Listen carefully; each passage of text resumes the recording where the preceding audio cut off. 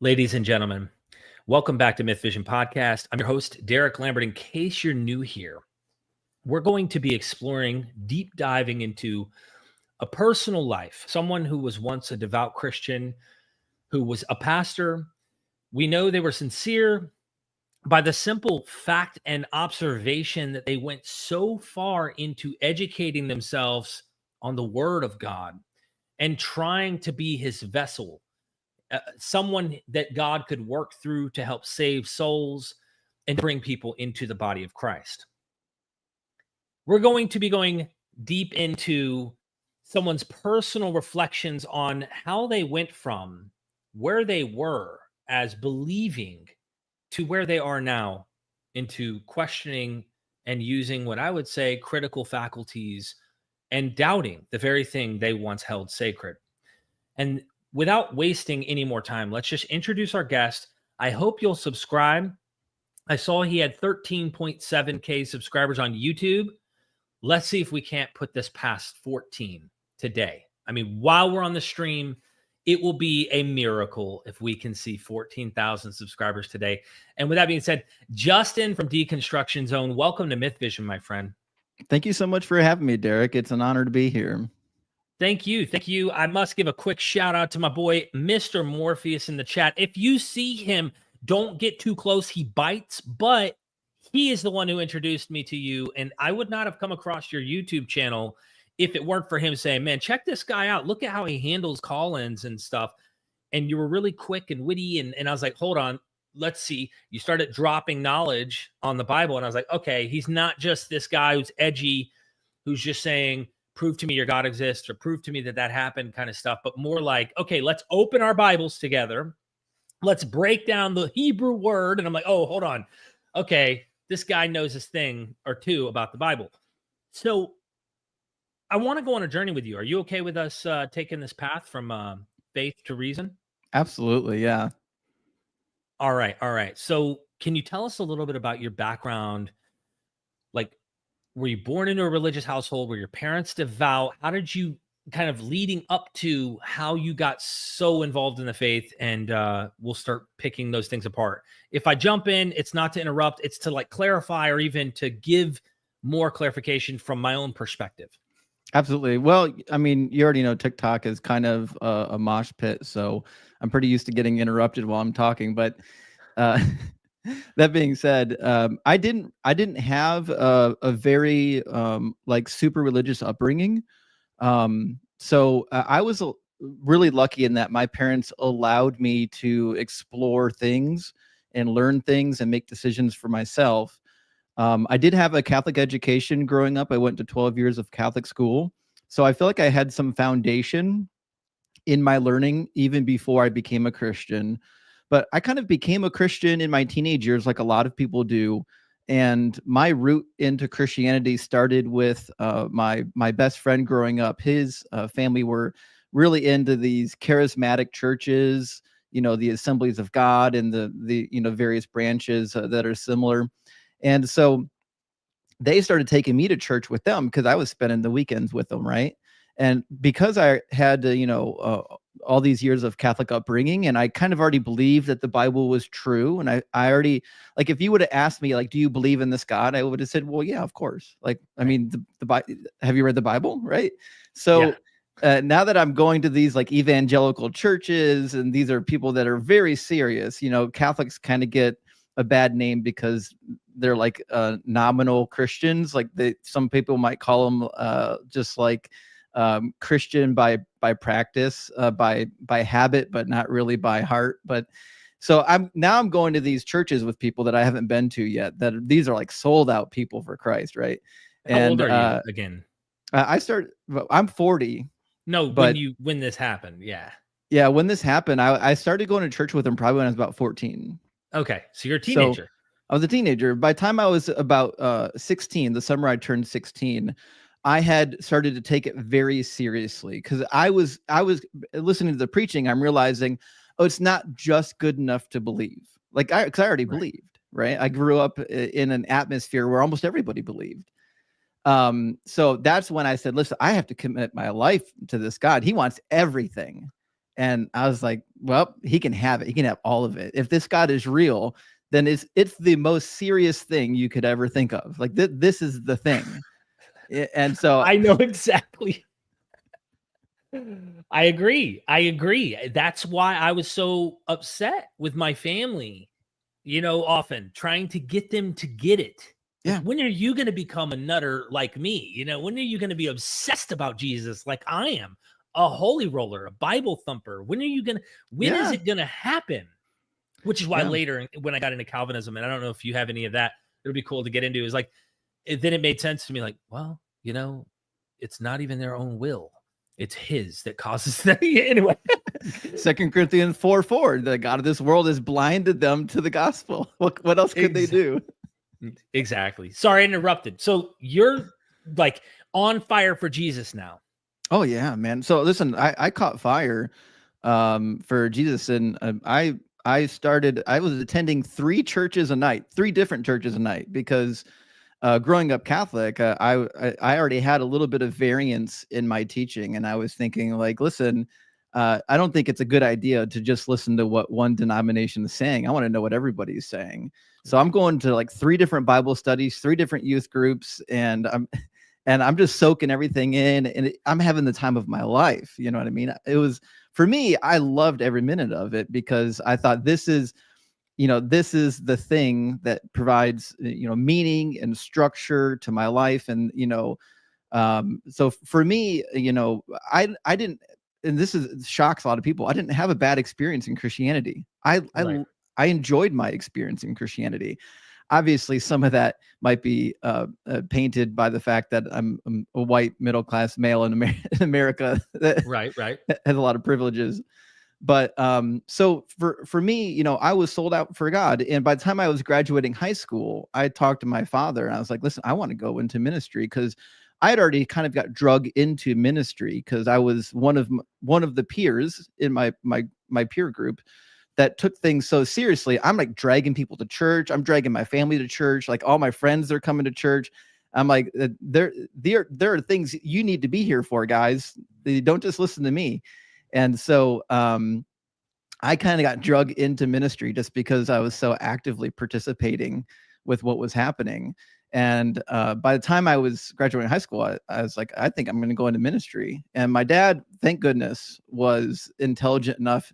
I did 2 years of engineering school when I was in high school, still, through a co-op at Bowling Green. So my dad was like, listen, finish your engineering degree first, and then you can go to seminary. It's like, you don't have to quit engineering, and you can do both. I was like, that's probably the smartest route to take, because that means I could like plant a church and not have to depend on funding. I could like work a job. And so thank goodness I still went to school for engineering before I went to Bible college and seminary, which is that's my day job.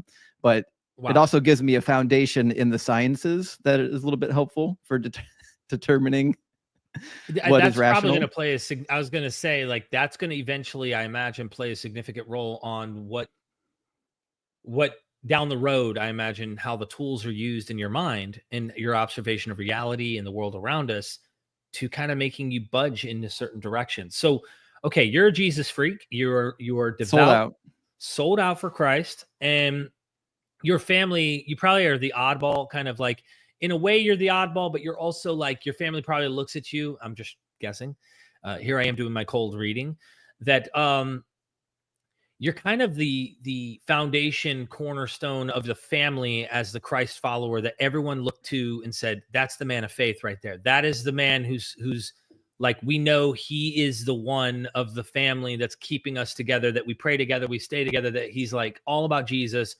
That was my role. And to this day, my mom jokingly at Thanksgiving, we get together and we bow our heads, and I bow my head. I have no problem with like participating in their actions here. And mom will go, okay, lead us in prayer, Derek. And I'm like, now it hurt a little a couple of years back when I was like, Mom, don't do that. That's embarrassing, because the other people would get offended. But so you're that guy, and you want to go full blown for Jesus, and you feel like, hold on, Dad, you want me to be an engineer. Was there some reasoning in your head going, well, this world's not going to be around for much longer? Or were you into apocalypticism or anything at the time? Or Man, I tell you what. So I was never into apocalypticism. I didn't think the world was ending imminently, which was actually surprising because my dad was. My dad was really into the end times. My dad later on in his life became a Christian. So when I became a Christian, he was very happy for me, and he wanted to help as much as he could. But he never really got to study a whole lot, but he was so intrigued by like the end times prophecies. But his version of studying the end time prophecies was like repeating stuff from TBN. So like, John Hagee, Irvin Yeah. Baxter, those types of guys. Got it. Tim Got it. LaHaye. So your form of Christianity was a little different than mine. I'm just trying to relate along the way. And I ask our audience that's watching, try to relate, try to see yourself in some of the story that's going on here. And you end up deciding, I'm going to become an engineer. Were you doing that and getting Bible college in, or were you first knocking out the engineer thing and then decided I'm going into ministry no matter what? Yeah, great question. So I finished after I graduated high school. I did 2 more years at a local college in Ohio for robotics and industrial engineering, and then I went to Bethel University for Bible college, and then I went to Ashland Seminary for 3 years to get my Master's of Divinity. So I was North Carolina? no, Okay. Ashland. Well, there's a couple Ashlands. The Ashland I went to is in Ohio. Got it.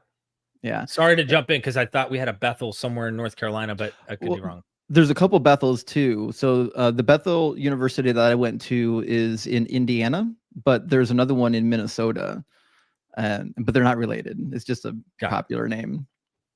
And right? what did you do when you went to these Christian? These were not seminaries yet, right? These were just Bible colleges, or was it a seminary? Yeah, so Bethel College or Bethel University now doesn't have a full-blown seminary. You can get a master's degree there, but as far as I'm aware, they still don't have an MDiv program. And I initially wanted to do my MDiv at Notre Dame because even though I wasn't Catholic, I always expected the Catholic institutions to have good scholarship, and they usually do. But it wouldn't really work out with my schedule. I was lucky enough that I knew people in the program that already said, hey, if you want to come, you've already got a spot. But there was two problems. The first problem was I had to take day classes. I couldn't take night classes at Notre Dame, but I worked a full-time engineering gig as I was I paid out of pocket to go to Bible college. Wow. Prior to seminary. And so I was like, I'm working a full-time job. I'm paying out of pocket. And so I'm going to have to go to a college that takes night classes. So I went to Bethel University that did mostly night classes for these Bible classes because their goal was to educate adults for ministry. And they're like, that means we need night classes. A lot of these adults work. And so I was lucky enough to be able to take classes while working a full-time job. And then I transferred, as soon as I graduated, I transferred to Ashland University to do Ashland Seminary to do my Master's of Divinity. And both in undergrad and in graduate school, I studied primarily the Old Testament. And my goal in doing so was I really wanted to have a good focus on the Old Testament because nobody really reads or teaches from it. And it was confusing to me that so many Christian churches nearly ignore the Old Testament. And I thought, well, if you're going to uphold all these values from the New Testament and all these prophecies and all these declarations that are made about the Old Testament from the New Testament, then you kind of need to know what's in the Old Testament. You really need to it's like the foundation, right? Why are we entering the house if we don't know if the foundation is solid, right? So that's why I chose to study the Old Testament, was just because other people weren't. So when I was in school, just to relate to your point here, I was struggling smoking pot. I had a difficult time, I think, in my own household. My father was like one of the high-speed Billy Badass Special Forces retired Green Beret. So he was like Rambo. I'm not even kidding. Like that's how he was, and extremely like militant, and he was alcoholic. So there was some trauma there emotionally and stuff that I had to deal with on a day-to-day basis with mom and dad and the up and down that happened. So Jesus was like the perfect like loved me unconditionally, and my Father in heaven loved me unconditionally. It was like the perfect methadone, so to speak, to keep me from the opiate, right? And I had struggled with addiction too, but not to get my story there too much. To make my point, when I read the Old Testament as just a young teenage kid who got his girlfriend pregnant, that I ended up marrying, and here we are today. I'm fortunate to have such an amazing partner and queen. Yeah, big We're W still on together. that. Yeah, man, we're going on 18, 19 years. Like we've how she put up with me that long? Holy shit, man. Anyway, like I'm sitting there reading the Old Testament, and when I got to the New Testament, I don't know if it's because of church, because I've been constantly hearing the stories. Yes, there's some really deep emotional lessons and stories about Jesus, but nothing read like the Old Testament. The Old Right. Testament had so many amazing, cool stories to me that I was like, yeah, this is more fun to read. That was just like a subjective, my experience was like, this is so cool. And there's some cool stuff that I just don't get when I read the New Testament. It just didn't Right. feel the same. And so now you're in seminary, you're focused on the Old Testament.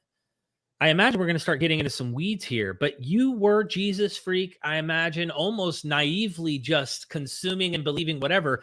The way I want to paint this is like, did any doubts early on about other versions of Christianity or other Christians you looked up to, authority figures, people who are knowledgeable, who had differences of opinion, ever make you go, hold on, why do they think that? Or like, did that play any role to you psychologically as a Christian? Yeah, actually. So I started engaging in the scholarship when I was still like only 1 year, maybe 2 years out of high school.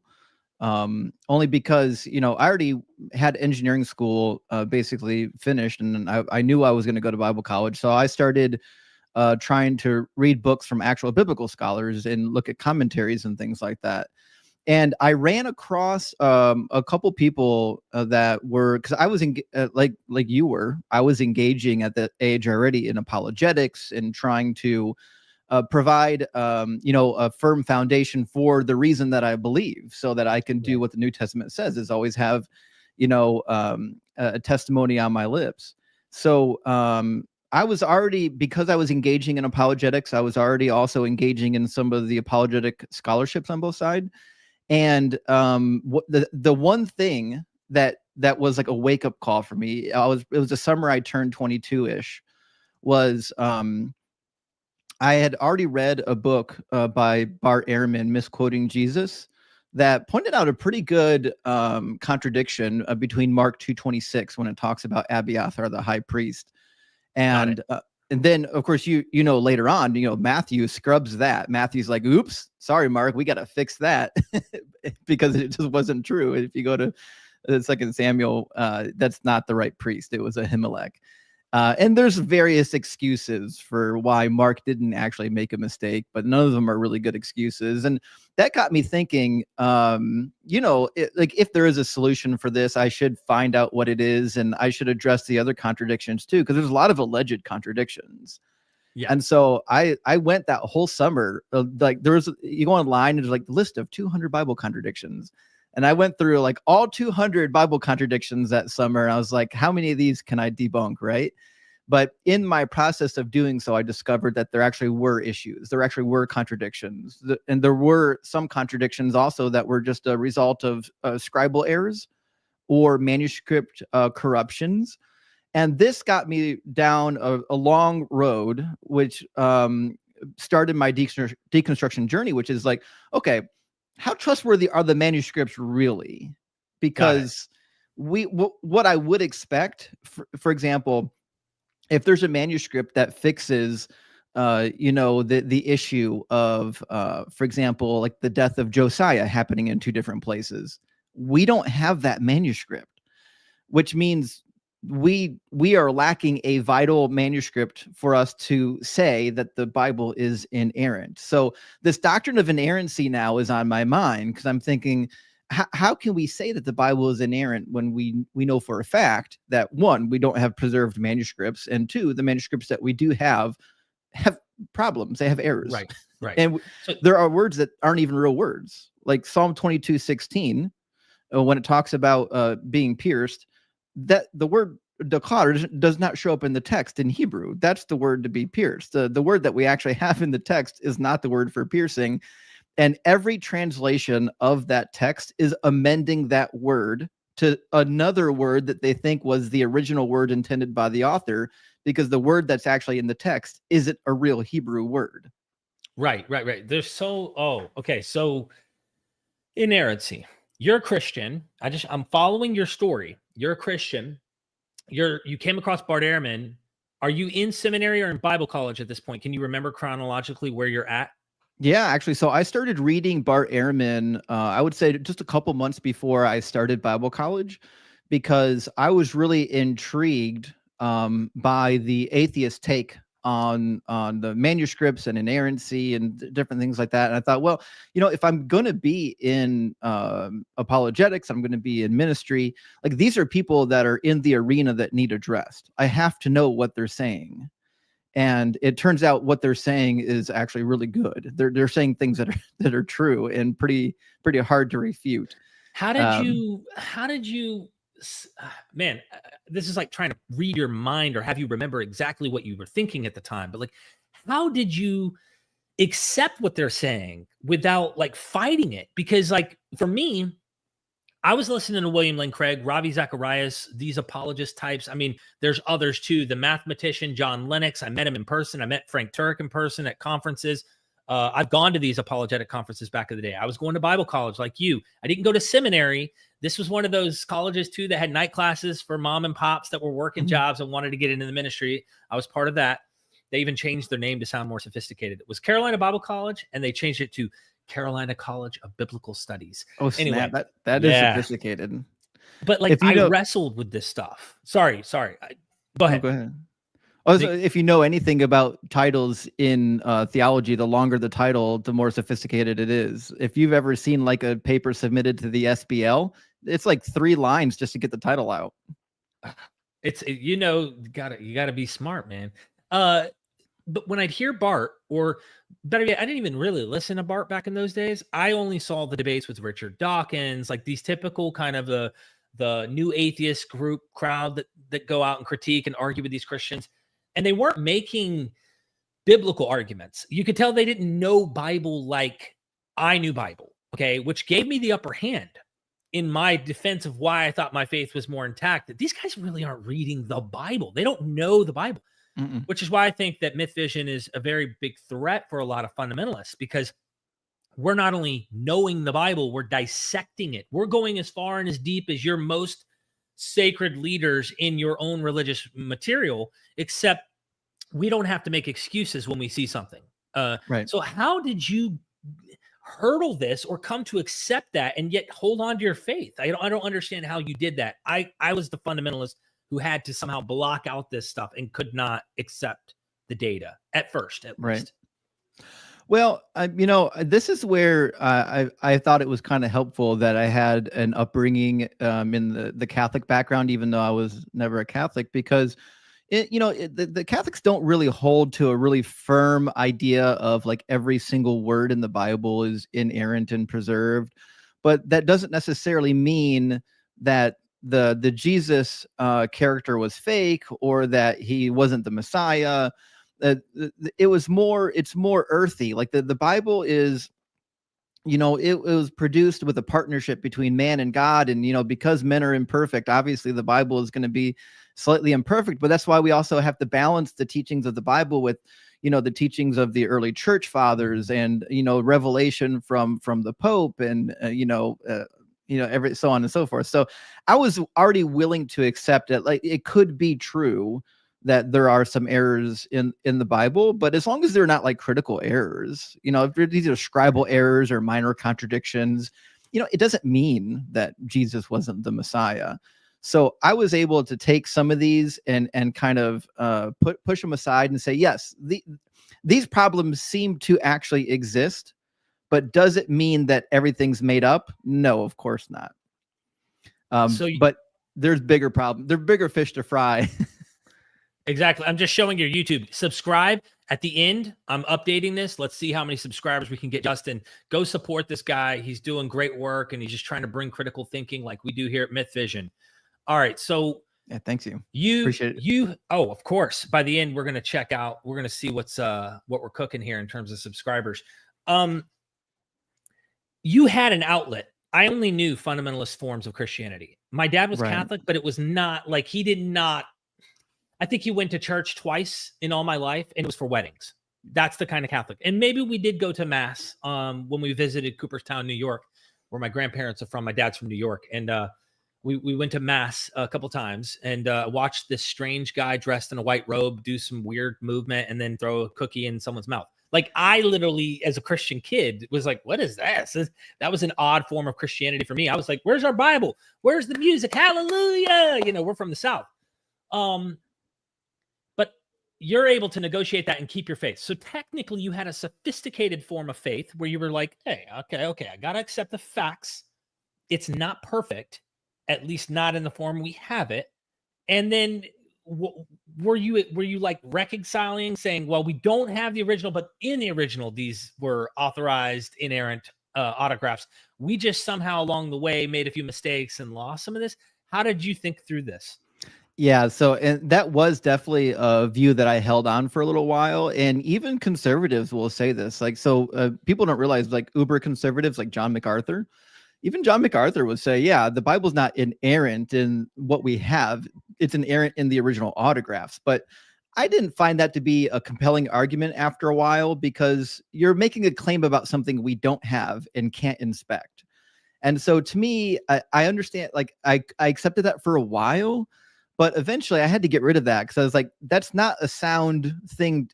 It's not sound to make claims about things that don't exist. This is all there is to it. So you were willing to let go of inerrancy technically, but that didn't mean it wasn't inspired and it wasn't true. What happened then, Justin? I mean, aren't you still a devout believer? What's going on, man? You're still on fire for Jesus, aren't you? I was still on fire for Jesus. Listen, I was able to rationalize, okay, some of these contradictions, they do exist. You know, God does change his mind. There is forgiveness without the shedding of blood, according to Leviticus chapter 5. Christians can eat meat sacrificed to idols, even though the Holy Spirit said they couldn't. Like I was able to rationalize some of these things. Like, listen, the tradition we have has got some problems, but I'll tell you what really started down this idea of there are bigger issues than just we've got a couple contradictions in the text. Mm-hmm. And one of the big issues started out with some of the historicity and some of, like, the scientific claims that are made in the Bible. And a lot of these, like, really can't be justified. And so one of the ones early on that I ran into in Bible college was trying to date the Exodus, because, like, there's always scholars are debating, was it the early date or the late date for the Exodus? And here's the reasons why the late date has to be true, and here's the reason why the early date has to be true. But if you just take the Bible for what it says in 1 Kings chapter 6, it says that the Exodus happened 480 years prior to Solomon starting the building of the temple, which was in 970. And that is a historical fact that can be proven out in a dozen different ways. We know roughly when Solomon lived, according to the Bible and according to extra biblical texts. So that being the case, if we take 1 Kings at its word, that the Exodus has to be in the middle of the 1400s, around 1450. And that does produce some problems, because it's quite clear in Exodus chapter 1 and also in Genesis that they were building the storehouses of Ramses. And Ramses must have existed because they were visiting cities that were named after Ramses. So we have this idea that Ramses either was the pharaoh or was already a pharaoh at the time of the Exodus, but that can't be true, because Ramses was a pharaoh between about 1279 to 1225, so about 200 years off. So we've got these weird anachronisms in the text, and some of them are pretty major. Like, Genesis chapter 14 talks about how Abraham, when he was fighting, on behalf of his nephew Lot and others and whatnot, he drove them as far away as Dan. Well, Dan already is referring to the northernmost territory. Right. So not only does it have to have been written at the time that Dan was already a tribal allotment, which was later, right? Way later, but it also had to have been written at a time that Dan had already moved, because remember, it used to be south right next to the Philistine territory, then it migrated north. Right. So it had to have been written way after the period of the judges even. So it's like we've got all these anachronisms in the text that don't make any sense. Moses obviously didn't narrate his own death. We've got rivers before rainfall even existed, even though those 4 rivers listed are quite literally dependent on rainfall. And so like I'm starting to deal with some of these anachronisms and historical errors and scientific errors. Like Can't trying you to just pull out your Catholic card though and go, listen, we can accept that that's mythology or a mythic history in our faith? Or did that yes. not quite do it for you at this point? I mean, I'm just picking your brain as you go along into this. Well, my deconversion process was like a death by 1,000 paper cuts type of situation. And so for me, it's a sliding scale. Like I'm still holding on to like, okay, Right. well, we can toss that out and, we can toss that out, but like, okay, let's not throw the baby out with the bathwater here. You know Right. what I mean? And so like, I was okay making some of these concessions with the Bible. I was willing to negotiate with the Bible. But there were a couple issues that I couldn't negotiate with, other than the manuscripts being poor, the anachronisms and scientific errors. I mean, evolution aside, how do we integrate evolution with the biblical narrative? But I was in a Bible study one time, and this is what started, I'm going to call phase 2 of my deconstruction journey. Buckle up, everybody. Here we go. And this is going to be something familiar to you and your listeners. I was in a Bible study with a super, super intelligent young woman. We were friends. We were attending the same church on Sunday nights that had a Sunday night church service / Bible study for young adults. And she had already went through Bible college. And so I was just starting. And there was a discussion that we were having about like, what would be like, if you're going to witness to somebody who doesn't know about Christianity, doesn't know about Jesus, what would be the compelling things that you might want to tell them that you could, at a minimum, convince them of your position? And I was like, I really think that the messianic prophecies could be very compelling to just show them like, look, the Bible says this is going to happen. And then it happened. And she's listening to me very kindly, and she lets me finish my spiel. And she goes, Justin, I don't think that that's very compelling. And I don't think that he fulfilled them in the way that you think he did. And in fact, I don't even know if he really fulfilled them legitimately. I think you might want to go and reread those, like really go back and read the Old Testament prophecies in depth, get all the context, and then ask yourself, did he actually fulfill these? And I was like, wow, sure, this is a friend of mine who's already went through Bible college. But she's a Christian. But she's still a Christian somehow, yes. Well, yeah. Wow. And so I was like, hard time, right? It's hard to leave. It's a very difficult thing to leave. I assume today she's not a Christian. If I had to take a wager, but I went back. I did the next 2 weeks. I did exactly what she said. Went back and I reread every single prophecy about Jesus in the New Testament. Went back and read all of the Old Testament context. Then I read commentary on it, and then I just asked myself, did Jesus actually fulfill these prophecies, like in the actual context that they were given? And the answer is no. Jesus didn't fulfill a single prophecy in the original context of the prophecy.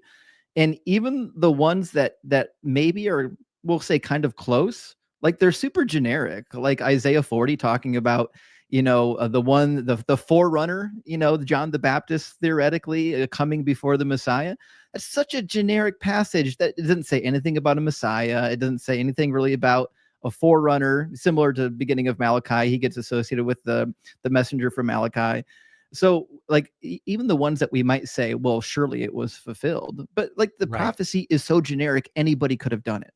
You know what I mean? So you kind of have a mix, and correct me if I'm wrong. You kind of have a mix of like a Nostradamus-y, like, there's going to be tower. You know how we used to say the Twin Towers is in the scripture because it says something about a tower in a text or something. And it's like, did you know that towers existed and it didn't have to do with 9/11? Yes. Like, you know what I mean? Like, so it's kind of generic like that. But then there's also, which I don't know where to fault it on, whether or not it's just ignorance or the lack of people teaching this and telling the truth, which is kind of what we're framing this discussion about, the seminaries telling some things that would cause most Christians, and why pastors would never say what they're learning in seminaries, at least the full depth of them.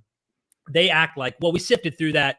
we realized how erroneous that was, and we're just going to give you the message that we think is the truth because we're the ones smart enough to go through all this rigorous critical scholarship, and now we're just going to give you the package that we think is accurate.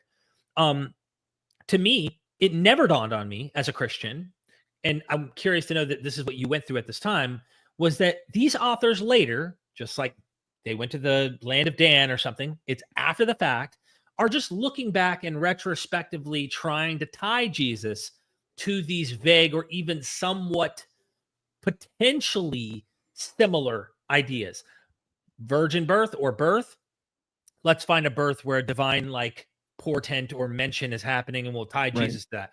He suffered. Jesus gets crucified. No problem. He bore our transgressions and, he suffered on our behalf. Oh, okay. Like there's ways that after the fact, you could do this probably with, let's just say, pagan literature. I imagine if we took Jesus and then tried to find something, in that literature, we could find prophecies coming from Herodotus. We could find about Jesus or something. That's kind of something that I never thought about. Yeah. And the thing is, like when we talk about like the supposed prophecies of Jesus, when you're in Bible college or seminary and you kind of bring up these topics, because obviously I'm talking about these things in class. So, what's your answers for these, and you get like, obviously in the literature and in the commentaries and also in biblical studies classes, you'll get all the generic answers that you'll hear people make in the debate space as well. There's a near and a far fulfillment. There's a dual fulfillment, or it was fulfilled spiritually, right? And so like these, to me, I'd never liked these types of things, because essentially what you're saying is there's a meaning that the author has intended the audience to capture. And to me, this is when you go to Bible college, the first thing they do is teach you hermeneutics. And hermeneutics is like, okay, who is the audience? Who is the author? What is the message that the author is trying to convey? What's the author actually saying? Not what do you think God is saying? What is the author saying to the audience? And then later, once you've done all that, then you can ask yourself, okay, how is God speaking to me through this text? So going through like proper hermeneutics and exegesis, I'm asking myself, what is the original intention of these authors? And the ones that the New Testament says about Jesus are never about Jesus. And if that is my level of exegesis, which is that even though the original intention of the author wasn't to give a messianic prophecy, but I'm now going to supply a spiritual interpretation or a secondary interpretation that is completely subjective, it's outside the scope of the original authorship, I'm now looking at this book and I'm saying, well, it doesn't actually mean what it says. It means something other than what it says. But then I could do that with the Quran. I could do that with the Vedas. I could do that with any holy book. I can go into it. I can say, okay, the original intention of the author when they gave this prediction, I'm going to ignore that. And I'm going to invent my own interpretation that is now spiritualized. And he was a king, but he was a spiritual king. It said he was going to be a king here, but it really meant he's going to be a king in a faraway kingdom that no one can test. Exactly. I could do that with any book, just like you said. So now we've basically, once we get into that like world of make believe, where we're allowed to just look at the text and say, well, it means what I want it to mean, rather than what the author is really saying. That is where, for me, when I got to that point and realized that is what is happening with all these prophecies, I stopped really being a Christian. And I said, Jesus cannot be the Messiah if he didn't fulfill any messianic prophecies. It is impossible for him to be the Messiah if the only thing he ever did was fulfill a spiritual interpretation of these prophecies that was never intended by the original author of the prophecies. Not only that, it contradicts the prophecies. When you look at these spiritual interpretations, it's not just that they're providing additional interpretations of these passages, but they're intentionally ignoring and contradicting the other passages that clearly are messianic. Give us a few examples if you have some. Yeah, absolutely. One of my favorites, I love Isaiah, Jeremiah, and Ezekiel in terms of messianic prophecies, because all of them are really dealing heavily with the post-exile era and how Israel is going to be completely restored, and we're going to have this Messiah on the throne, and finally the promises of God are going to come true. We have a delightful prophecy in Jeremiah 33, referring to already after the new covenant. Jeremiah 31, everyone knows this. Says, the days are surely coming, says the Lord, when I will fulfill the promise that I made to the house of Israel and to the house of Judah. Well, we know what that promise is. He's given it a dozen times already. The promise is to restore them. Says, in the towns of the hill country of the Shephelah, of the Negev, in the land of Benjamin, the places around Jerusalem, and in the towns of Judah, flocks shall again pasture under the hands of the ones who count them, says the Lord. So this is the idea that they're just going to be restored to the way they were before. But listen to what he says. He says, in those days and at that time, I will cause a righteous branch to spring up for David. This is the Messiah. We know who this is. This is not a question. It says he will execute justice and righteousness in the land. In those days, meaning the days that he's there in the land, in those days, Judah will be saved and Jerusalem will live in safety. And this section of text is roughly quoted in Luke chapter 1 twice. So even the author of Luke understood that the mission here of Jesus is to save his people. And Jerusalem. What happened to Jerusalem, Justin? It got devastated twice in 70 and between 132 to 136. It wasn't Check pretty. that off the list. I mean, holy smokes. I've actually seen you on live streams. Just jump into a couple of your streams. Subscribe to Justin's channel. We're about to find out how many subscribers this guy is getting off this live stream today. Go show my brother some love here. I saw you actually bring this point up about the Messiah will reign over Israel. Yeah. Notice what you have to do to make that fulfilled. You have to say, well, he reigned spiritually, not actual reign like every king actually did in the real world.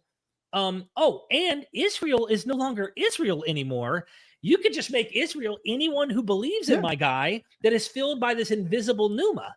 So now everyone who has my pneuma, my spirit, is now considered Israel. And so, like, you can literally do anything you want. This is why Mormonism can sprout up. This is why other cults can literally just pop up out of nowhere and make things up. Anyway, back to your points. Because just like you said, once you're divorced from the primary meaning of the text can mean anything you want it to mean. It's up to you now. The ball's in your court. So Jeremiah is clearly talking about the restoration after the exile. Almost half of Jeremiah is about this period.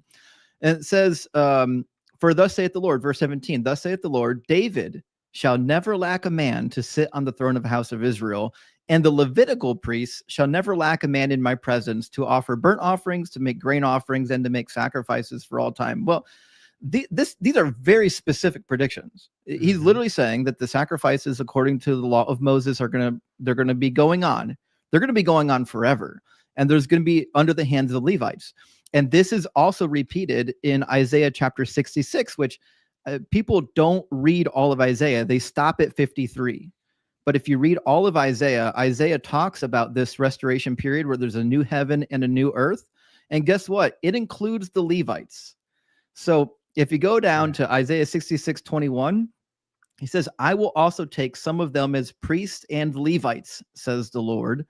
For as the new heaven and the new earth I will make shall remain before me, says the Lord, so shall your descendants and your name remain. So these Levites are going to remain, just like Jeremiah said, in the presence of the Lord in the temple, offering sacrifices and offerings, just like the law of Moses prescribed, which is exactly what is also said in Isaiah 56. In Isaiah 56, it talks about how foreigners are going to come to worship Yahweh. And what are they going to do? They're going to hold fast to the covenant and bring offerings and sacrifices. Isaiah 56:6, the foreigners who join themselves to the Lord to minister to him, to love the name of the Lord, to be his servants, all who keep the Sabbath and do not profane it and hold fast to my covenant. These I will bring to my holy mountain and make them joyful in my house of prayer. Their burnt offerings and their sacrifices will be accepted on my altar, for my house shall be called a house of prayer for all people. So this idea that there's going to be a final sacrifice and the laws of Moses are just going to go away, that is not found in the prophets. And this is what makes me think Christianity, it leaves open this door of a what do we call that 2.0 version where it purposefully is butting against an earlier version. So there's scholars, for example, right? Take Paul. Look at the school right now in academia, Paul within Judaism. What are they doing? What are the academics trying to attempt to do? They're trying to place Paul as within the cozy framework of Judaism and as pro-Judaism and pro-Moses and but many scholars, even to this day, question that and say, Paul, yes, he's using Jewish language. He's using, obviously, an awareness of the scriptures, but he's doing a radical new thing. Is he not making the earlier obsolete with his Christ cult, his Christ model? What is his intention? To just actually, we haven't changed a single thing. We're just absolutely consistent and everything's been the same? Or is he an elbow in line of what Jewish thought was and saying, no, you guys totally messed up. No, Christ is putting an end to that. This is a new thing. And this is like the debate, even amongst scholars today, Paul within Judaism or Paul breaking away from the model of what we thought. That makes more sense to me in many ways. I don't know what the absolute truth is. We don't have a way to go back and summon him. Maybe a necromancer in the chat can bring him back and we can question Paul. But you get my struggle here. Right. Yeah, I do. And to your point, Paul seems to be, when you're reading his writing, he seems to be trying to say, listen, I know what I'm saying is it sounds off, but these were hidden in the Old Testament. They're like concealed. These are types and shadows. Forget the fact that we're contradicting all the prophecies. As long as you reinterpret them spiritually and you look at all these typologies that lead to Jesus, then we get to this point where Jesus really is the Messiah. So Paul is the source of this whole it doesn't mean what it actually says type of narrative. Yeah. And he contradicts Jesus himself, because in Galatians chapter 3, when he says that the law was a temporary schoolmaster, and elsewhere, he directly contradicts Matthew 5, where Jesus literally says that not a jot or tittle is going to pass away from the law until heaven and earth pass away. And he wants everyone to teach others to do the law so they'll be great in the kingdom of God. And whoever teaches people to not follow the law will be called least in the kingdom of God. This is a direct contradiction to Pauline theology. Some have even noted at the end of that when he says, some of you will come to me on that day and say, I did this in your name. I did that in your name.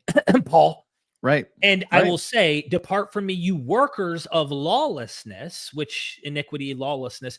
And some think, and maybe even early thought thinkers were saying Paul's teaching a lawless kind of gospel, that you don't need to obey the law. Right. Yeah, he really did. And there are moments where he tries to backtrack. So if you read Romans chapter 6, he tries to backtrack and he's like, okay, well, if grace abounds when we sin, and the more we sin, the more grace abounds, should we go on sinning? And he's like, oh, heavens, no, of course. Right. So yeah. He wants to have his cake and eat it too. He wants to say that we're no longer bound by the law, but also we need to still follow the law somehow, even though it doesn't matter anymore. And it's been done away with, according to Romans chapter 7, nailed to the cross. So we have this Paul who's constantly turning himself into pretzels, trying to say that we don't need the law anymore, but also, but also if you disobey the law, God will punish you. And then he provides lists of here are the various sins that you commit, lying, adultering, man stealing. You do these things, you're going to the lake of fire, right? And many think that's from the well-known Platonic, Neoplatonic, or not Neoplatonic, that's too early. Stoic Platonic philosophy that Paul has of this universal concept of good.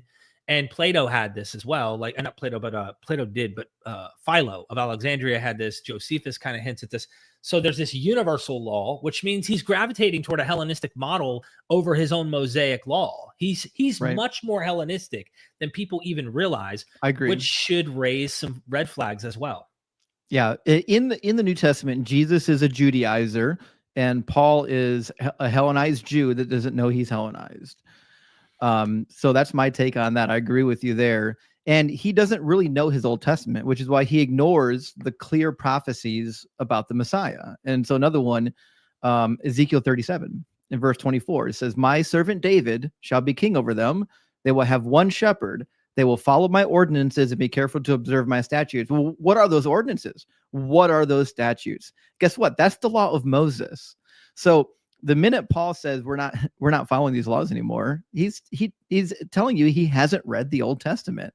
And then what's the Messiah going to do? It says in verse 25, they shall live in the land that I gave to my servant Jacob, in which your ancestors lived, they and their children, and their children's children will live there forever. And my servant David will be their prince forever.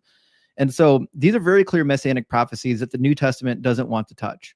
The closest you'll get is the book of Revelation. The book of Revelation tries to paint this picture like, and not a lot of people mention this, but most of the prophecies in Revelation are trying to cope with the fact that the actual messianic predictions didn't come true. And when Jesus comes back the next time, then all this stuff that you were expecting to happen is finally going to happen. But if Jesus didn't actually fulfill any of the clear messianic prophecies, I have no reason to believe that he's going to do it when he comes back. That's a good point. So just backing that up, what you just said, it was understood or expected that when the Messiah came, not he's going to come, nothing's going to happen. Then you got to wait for him to come again to do these things. That is to put an end to actual sin, to actually destroy evil, to Daniel make 9. sure that all your weapons are turned into agricultural tools, and there's Micah no 4, more Isaiah war. 2. Exactly. Yeah. Well, what the hell is going on planet Earth right now? And what this is like, this kind of takes me into this arena, which we need to get back to your story as we're doing this. Oh, yeah. I just want to make this point, though. Sorry, this is such a good topic to talk about, though. It is because there's a group of people that I got into, which was full preterism, and it's a very fringe version of eschatology and apocalyptic reasoning, where Christians are actually saying, if Jesus said it, it came true. We just don't understand how it happened. So you're not going to let him fail. You're going to say it happened, but these words don't mean what you think they mean. They all mean something spiritual. They all mean something else. And it always still sat wrong to me when I was still believing this, that, hold on, you're saying the final resurrection happened, but the temple, like that all spiritual, by the way, the resurrection, spiritual, the final rapture expectation where we're caught up in the air with Christ the whole nine. It's all like either metaphor or spiritual. Yet you believe the torturing of Jews inside of 70 AD with the Romans slaughtering them in a real historical, real world sense is real, and it happened. Why is it the resurrection has no real world event attached to it, but we can point to history and say, look at what happened, Bar Kokhba, 70 AD. Like, it was just not balanced. So back to you. You're at college. You're looking at these messianic prophecies. This girl who's a Christian says, you might need to look into this. I don't know if this happened. Were you still going to seminary and paying your own way still to go there while falsifying the very thing you might have been going there for to begin with? Basically, I was lucky enough that when I went to Ashland Seminary, I was able to get into a full scholarship. So I just had to pay for room and board, thank goodness. But to me, even though by the time I was already through my first year of seminary, I was kind of already agnostic at that point, because a lot of these truths were hitting me and I wasn't willing to lie to myself. I'm not going to sit here and lie to myself and say that the text means something than what it actually says. And like such a good example of like mental gymnastics is Zechariah 9. Everyone is going to say, well, yeah, when Jesus rode that donkey into Jerusalem, he fulfilled Zechariah 9. And sure, if you don't read verse 10, then maybe he did, because it says, rejoice greatly, O daughter Zion, shout aloud, O daughter Jerusalem, see your king comes to you. Never mind the fact that he was never actually a king. He's a spiritual king. It says, triumphant and victorious is he, humble and riding on a donkey, on a colt the foal of a donkey. And then they stop reading. But the very next verse says, he's going to cut off the chariot from Ephraim and the war horse from Jerusalem, and the battle bow will be cut off. Yada, yada. Like, he didn't do any of that. He didn't cut the battle bow off. Wow. So you ask yourself, well, what part of this did he actually fulfill? Oh, well, he rode the donkey. What shit? I rode a donkey. Am I the Messiah? That's crazy. Yeah, it's just cherry picking, of course, elements to tie to Jesus, doing a midrash, clearly. And yeah, it makes me think of the life of Brian. that classical movie. Yeah. Like, imagine if they had a scene where Jesus is going in on a donkey. They could have added this, right? And Jesus is there. They're like, oh, and then this like other guy, Judas or someone else is on a donkey behind him, and they're like, oh, the Messiah. And like they could have jokingly got the wrong guy because he rode on a donkey into the Right. or really a better one would have been some random dude who's a nobody is like walking in and they're all praising him and like, what's going on? Why are they doing this? Then all of a sudden they're like, then Jesus comes on and oh no, there's the Messiah. I love that. That's a classic movie. It's a great one. Okay, But, so yeah, continue. well, I'm saying that, but that was the nature of almost all these prophecies. Is we ignore the context, we just strip it out of the context, we ignore the surrounding passages, and then we also don't compare the quotations. Like if you compare like the way they're quoted in the New Testament, half the time they're quoted wrong. Jesus himself in Luke chapter 4 misquotes what is in Isaiah 61, which is weird because we don't even have it in like the Greek manuscript. And this is something that you're very familiar with. The problems in the New Testament is that they're going back and forth, but almost 90% of the time they're quoting from the Greek Septuagint, which isn't a great translation of the Hebrew text. And a lot of times they're not even quoting the Greek correctly, or they're misunderstanding what is in the Greek text. And a prime example of this, and this is such a famous passage, but Isaiah 7:14, when the word Parthenos shows up as a replacement for Ha'amal, the young woman. Well, at the time of the New Testament, people believed that Parthenos referred to someone who had never had a sexual encounter. But right at the time it was translated, Parthenos actually did and could refer to a young woman who had had sex. And we see that in the story of Dinah in Genesis in the Greek Septuagint, and in other Greek literature from the time period, we see Parthenos getting used referring to women that are even married. So you gotta let that one sink in for a second for the viewer.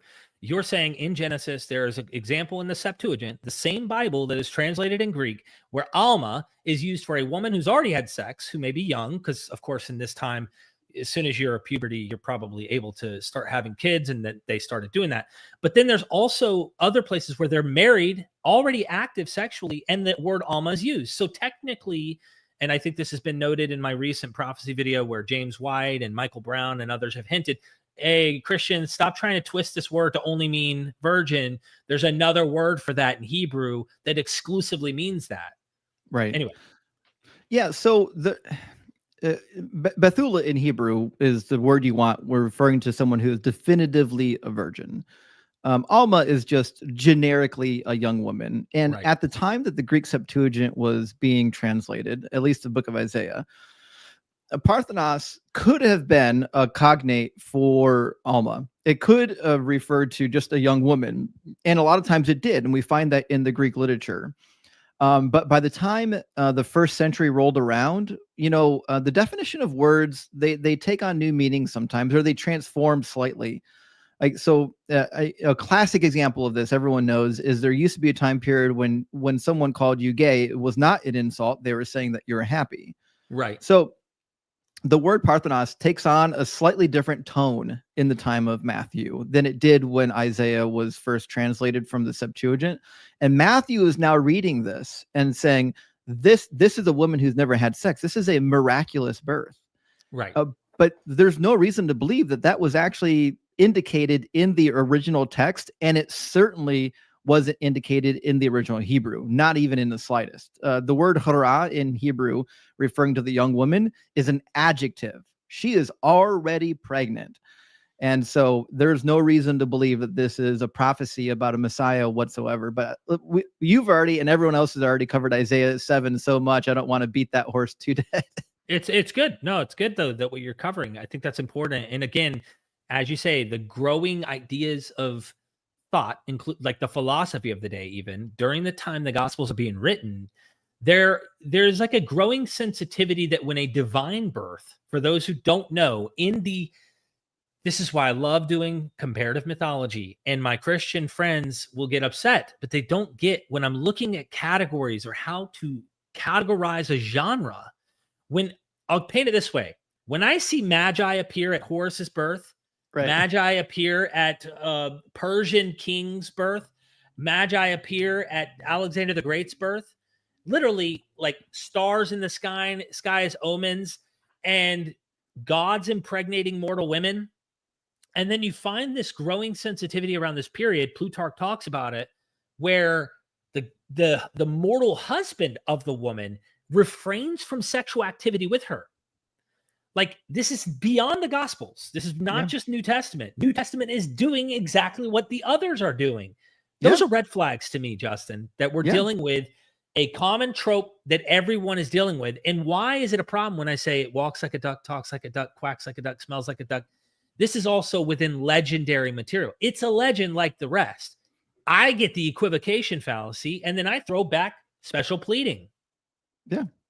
Well, and there's another classic example of this from within Judaism, actually. If you read in the Dead Sea Scrolls and elsewhere, we talk about this character Melchizedek. Well, Jesus is likened to being a priest in the order of Melchizedek, and the connection is actually really interesting, because the connection is basically that we've got these two individuals that are immortal, and they've been living forever, but they manifest here on the earth at various occasions. And so Jesus is likened to be the manifestation of Melchizedek in the book of Hebrews, which is obviously just misquoting the Psalm 110, but let's not worry about that yet. Yeah, that's a whole... But anyways, if you've ever read the birth narrative of Melchizedek, Melchizedek was born just like Jesus, had no father.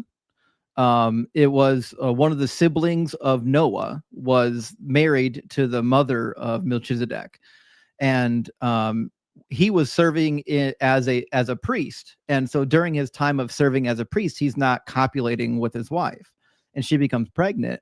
And in fact, even in the story, the husband is concerned because he's like, "Oh my gosh, did one of the watchers get her pregnant?" Because that could be the explanation for why she's pregnant here, but I didn't get her pregnant.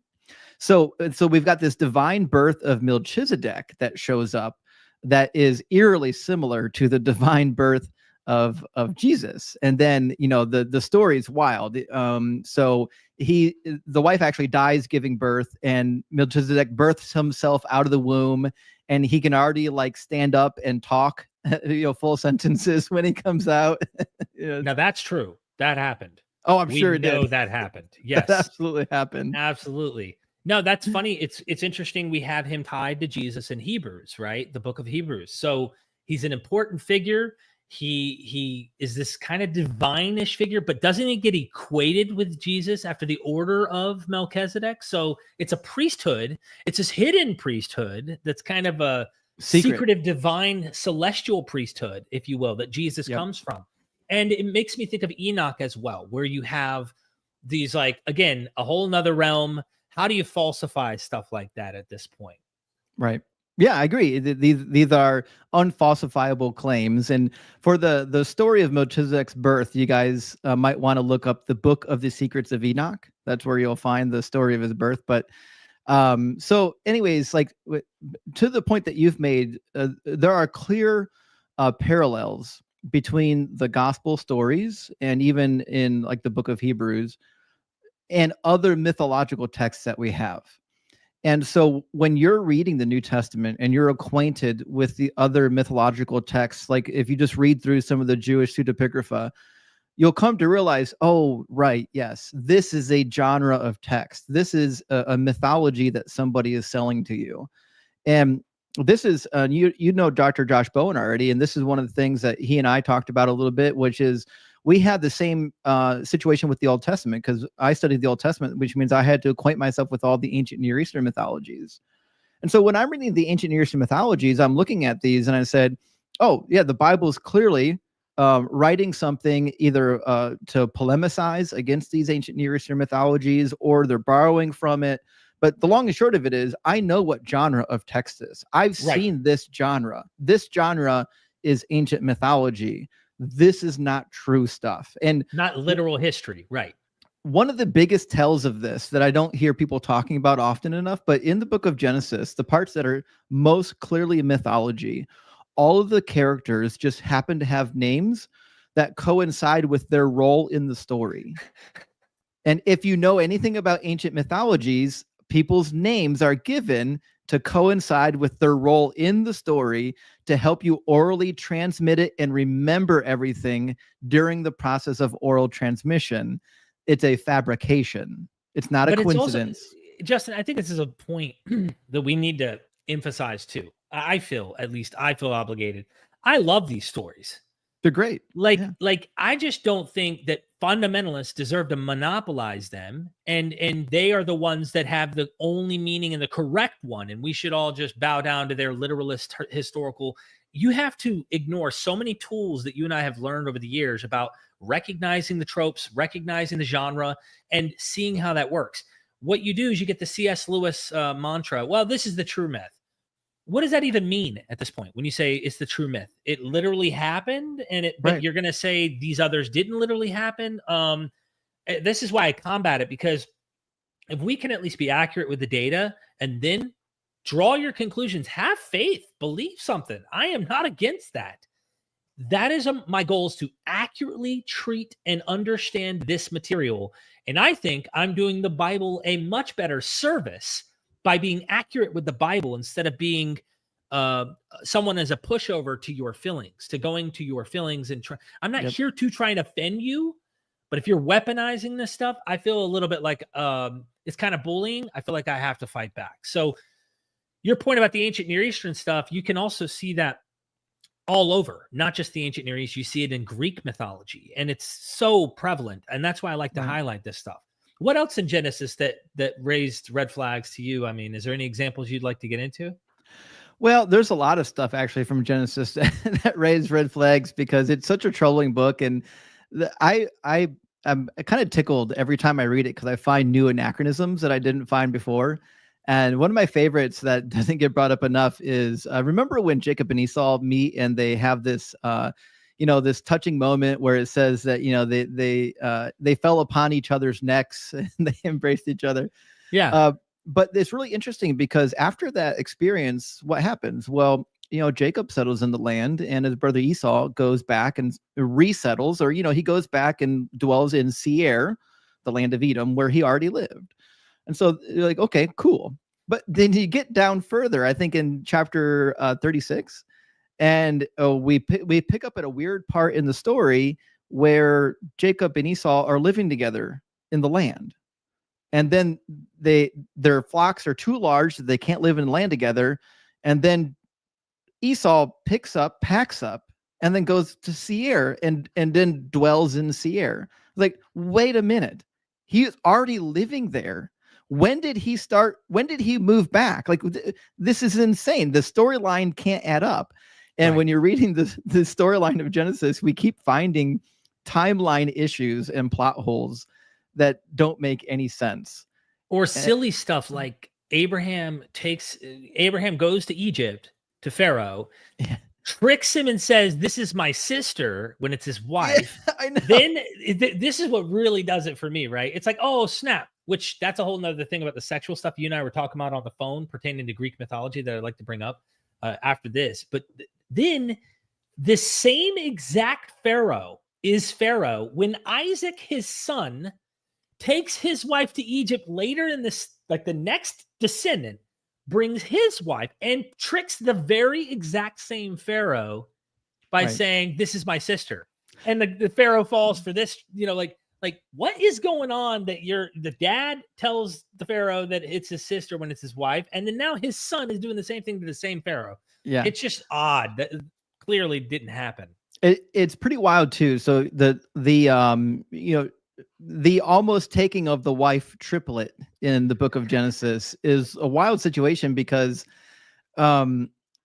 there's a couple things in there that kind of go unnoticed. So the first time it happens to Sarah and Abraham, they go down to Egypt and literally you would think that would be the end of it, but then it happens later with Abraham and Sarah with Abimelech. Yes, that's in the land of Gerar, right? And then this is the weird thing. When it happens in the land of Gerar, God says, he said, "I prevented you from touching the woman." Like, so God is actively preventing the thing from happening. But then what happens? He punishes all the women of Abimelech's household and closes up their wombs, which is a weird thing since they didn't do anything wrong. And God starts the dream by coming to Abimelech saying, "You are a dead man." But Abimelech, not only has he not done anything wrong yet, but he also hasn't touched her. So we've got this, like, God is just pissed off at Abimelech for doing nothing wrong, and while actively preventing Abimelech from doing anything wrong. And then he punishes people that had nothing to do with it. And it's the wildest thing. And then he says, Abraham will pray for you. And then after he prays for you, I'll forgive you. And the curse of the barren wombs were lifted. But it's such a weird transpiration. That's not a word. It's a weird transpiring of events because, like, well, listen, if God is only going to fix the closed wombs because Abraham prayed on your behalf, but you already know it's going to happen, I'm so confused why Abraham needs to pray for this thing to be fixed, the thing that you're already going to do. It seems so redundant. Everything here is redundant.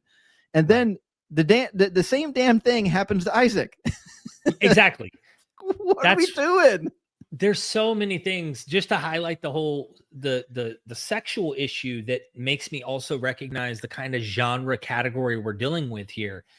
I've been recently reading a book, God and Mortals, by Sarah Iles Johnston, classicist, and she's fantastic. She does a new rendition of the myths, but pretty much being faithful to the original context, but making them more relevant to our modern language. And it's super fun to hear the ancient stories of Hermes as an infant going and stilling the cattle of Apollo, and just the interesting things that are described. But in almost every myth, there is some wild Game of Thrones incestual crazy situation where either it's incestual or it's some violent coercive sexual act that takes place, right? And you find this trope in all of this. Hesiod's theogony, like you can get it all over the place in Greek mythology. It's mythology. Right. Mythology. I need to make that clear. So when I was talking to Sarah Iles Johnston about Genesis, and she agrees with me, and many scholars, of course, I love to have the academics, I guess you'd say if we were metaphorically putting a stamp, saying, Derek, you're on the right track of thinking here. This isn't crazy. I started highlighting, man, right out the gate, some rabbis have interpreted the scene in the garden as sexual, which whether it is or it isn't, I mean, whatever. Then you get to Genesis 6, these gods, these Elohim, sons of gods, if you will, that are coming down. They are taking women for wives and having children and offspring, the sons of God that are making these Nephilim and giants in the land and all. Then flood comes. Then Noah's son sees his father's nakedness. Then Abraham's wife is his sister, and he's pawning her off like a pimp. Then he does it again to another guy. Then Isaac does it with his wife. Then you get down to Judah, right? I'm just skipping ahead. I'm probably skipping scenes. There's so many, all just in Genesis. Then Judah, right, where his son spills a seed on the earth, which made all young men of Christian persuasion afraid to spill their seed and masturbate, because God forbid you do that. You might get struck dead by God because he's quick to close wombs and kill people who didn't do anything wrong. Well, if you spill your seed, Justin, you might end up being struck dead. But the horror of that story is not in the spilling of the seed. The horror of the story is that God doesn't care about the consent of that poor woman. Exactly. Because then the father, right, Judah, for those who don't know, unknowingly sleeps with his own daughter-in-law, but daughter, gets her pregnant, finds out she's pregnant, and is going to burn her alive, kill her. And he's the one who did it. So she whips out the signet, and the staff is like, hey, check this out. It's you, dude. Oh, she's more righteous than I am. Yeah, asshole. I know. Look at what you did. And then it goes to Joseph, and Joseph's trying to flee from Potiphar's wife, and there's a sexual thing there. So I mentioned this, and I'm like, why is Genesis so infatuated with sexual stuff? And she's like, well, why are the Greeks so infatuated with sexual stuff too? In mythology, this is what you do. Then this isn't even getting into the delayed recognition tropes that you find with Joseph being in a faraway land and they don't recognize it, but it's truly his identity. That's Odysseus. That is Jesus. They don't know who he is. It's a trope. It is a common mythological trope that the person you're right there with, you don't even realize who they are. That's why when Jesus is right there, who do men say that I am? They don't know who he is. It's part of a trope.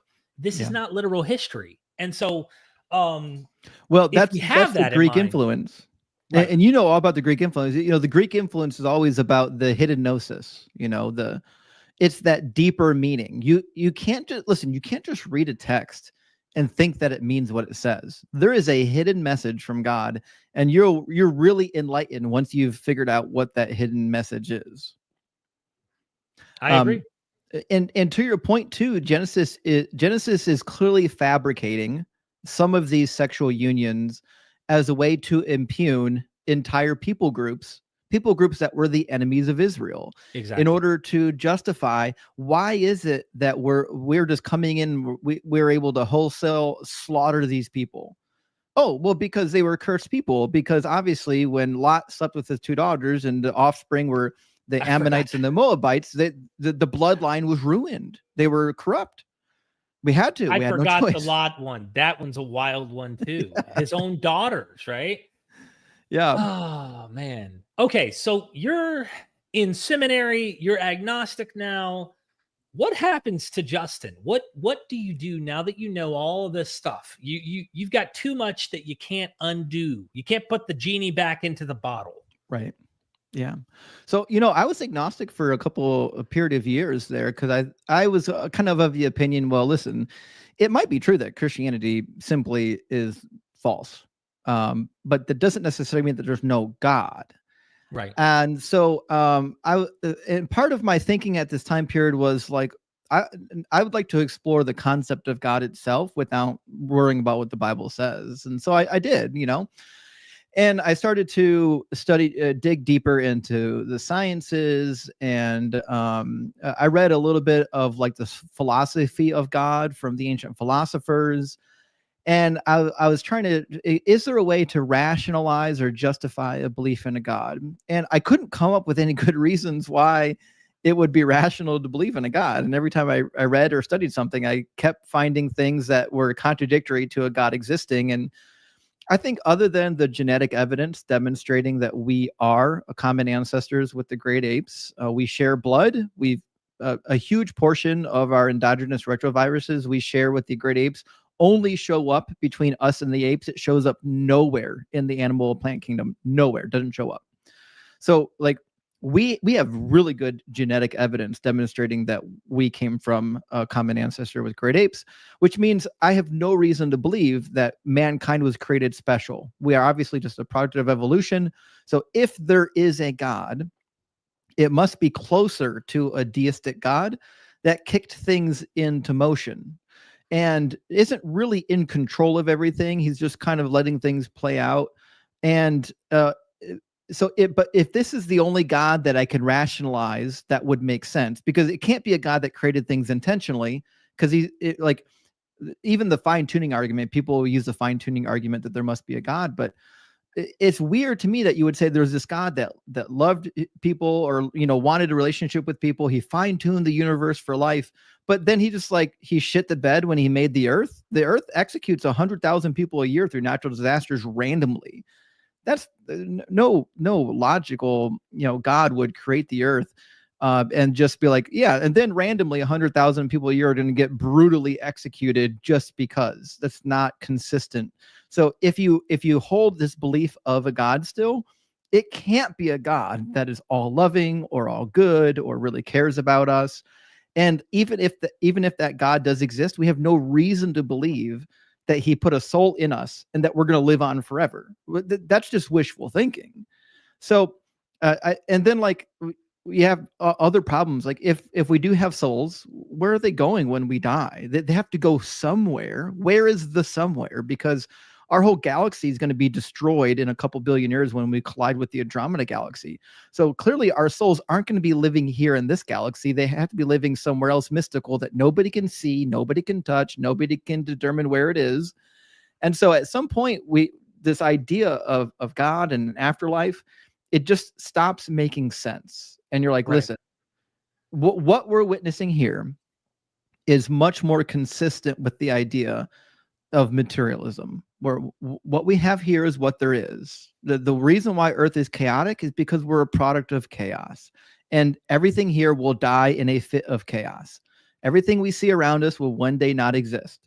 And all of this is in line with the scientific evidence, and I think just with rational thinking. So let me ask you this. With that now in your mind, and I reason and follow your footsteps here, because I think a lot of this is the thinking that went through my mind over the past 5 years. I started this channel as a theist. I remember, Yeah. And it was like a slow science. I started to think about, like, hold on, why do I believe this? And so now that you have this perception, looking back at why faith, why do people believe, why these stories, why religion, why do we want there to be a heaven and these kinds of things, do you now reevaluate them from an anthropological? So my hands aren't in it, right? I don't have a dog in the fight. Okay, dyslexic here, meaning a god in the fight. So I don't have a god in this fight. I'm not needing this to be a certain way.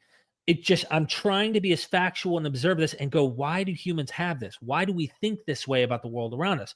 Do you do that? Do you ever look back and go, like, why does this exist at all? Why do they have these beliefs, and think of them from an evolutionary standpoint?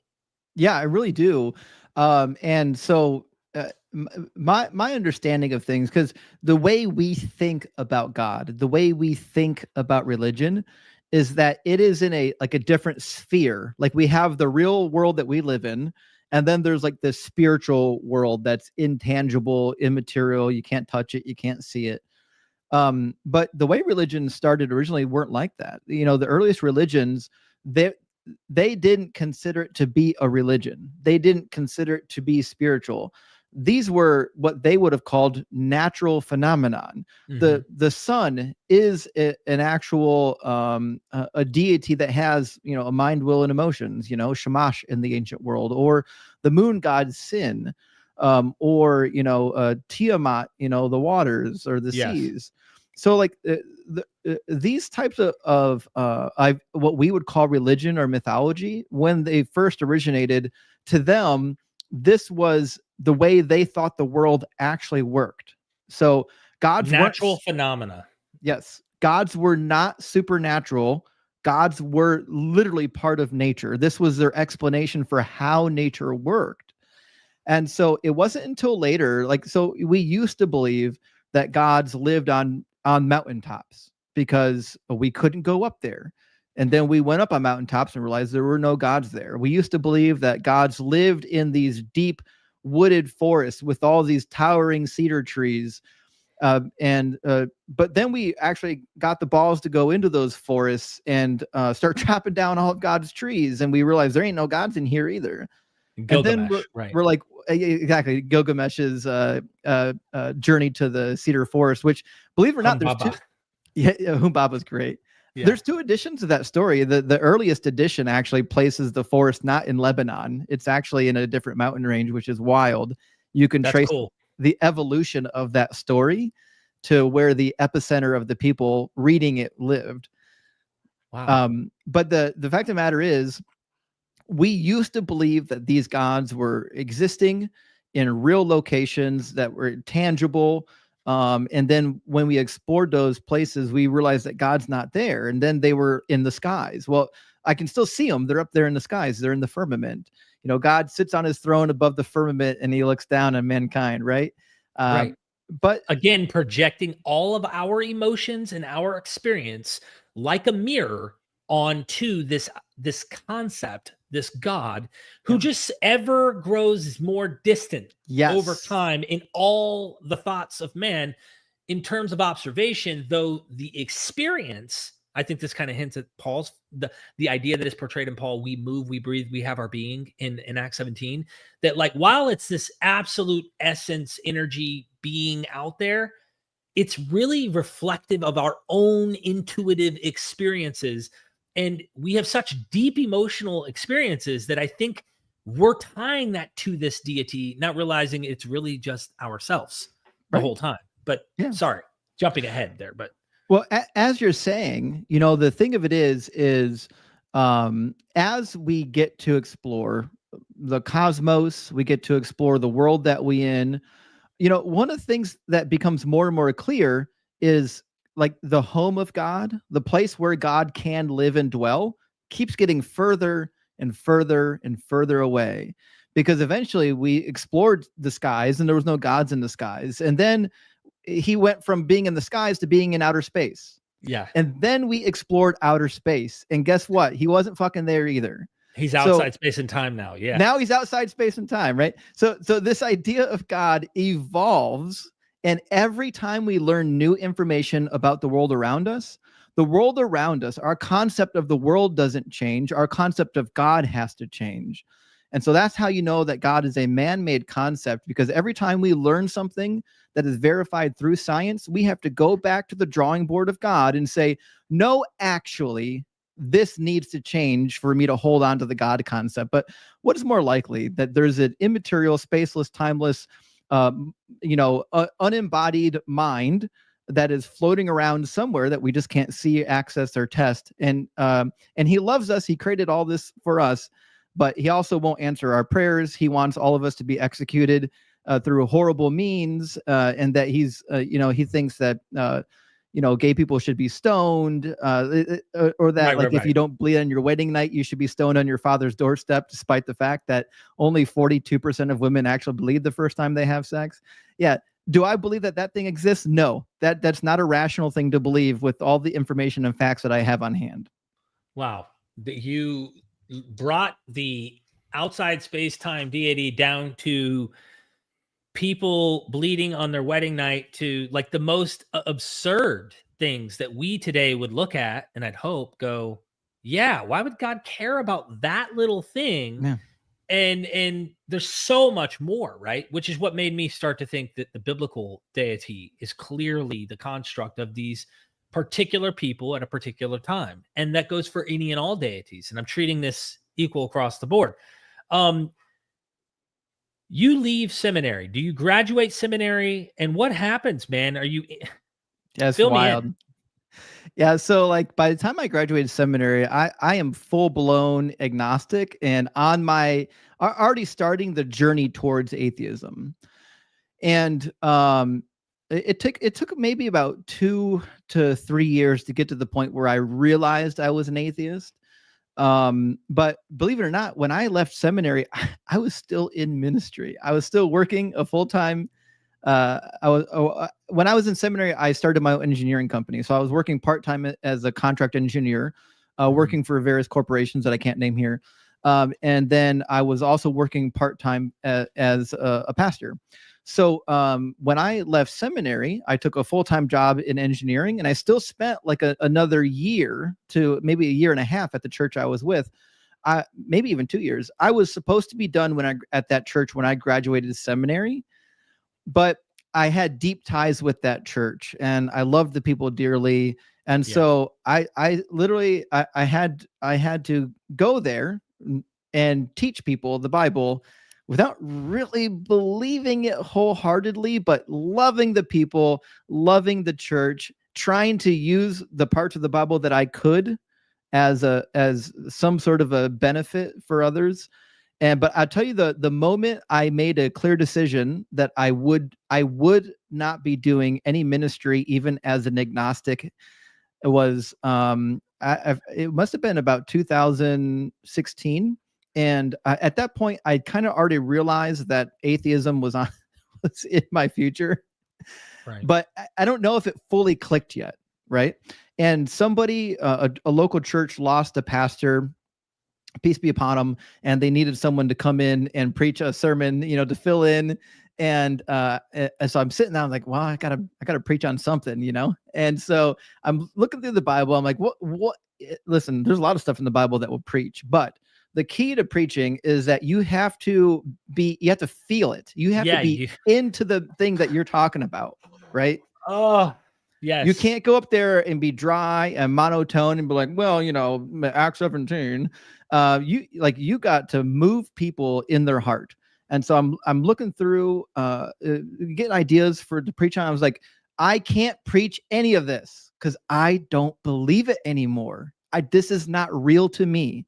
And if it's not Right. real to me, I can't make it real to them.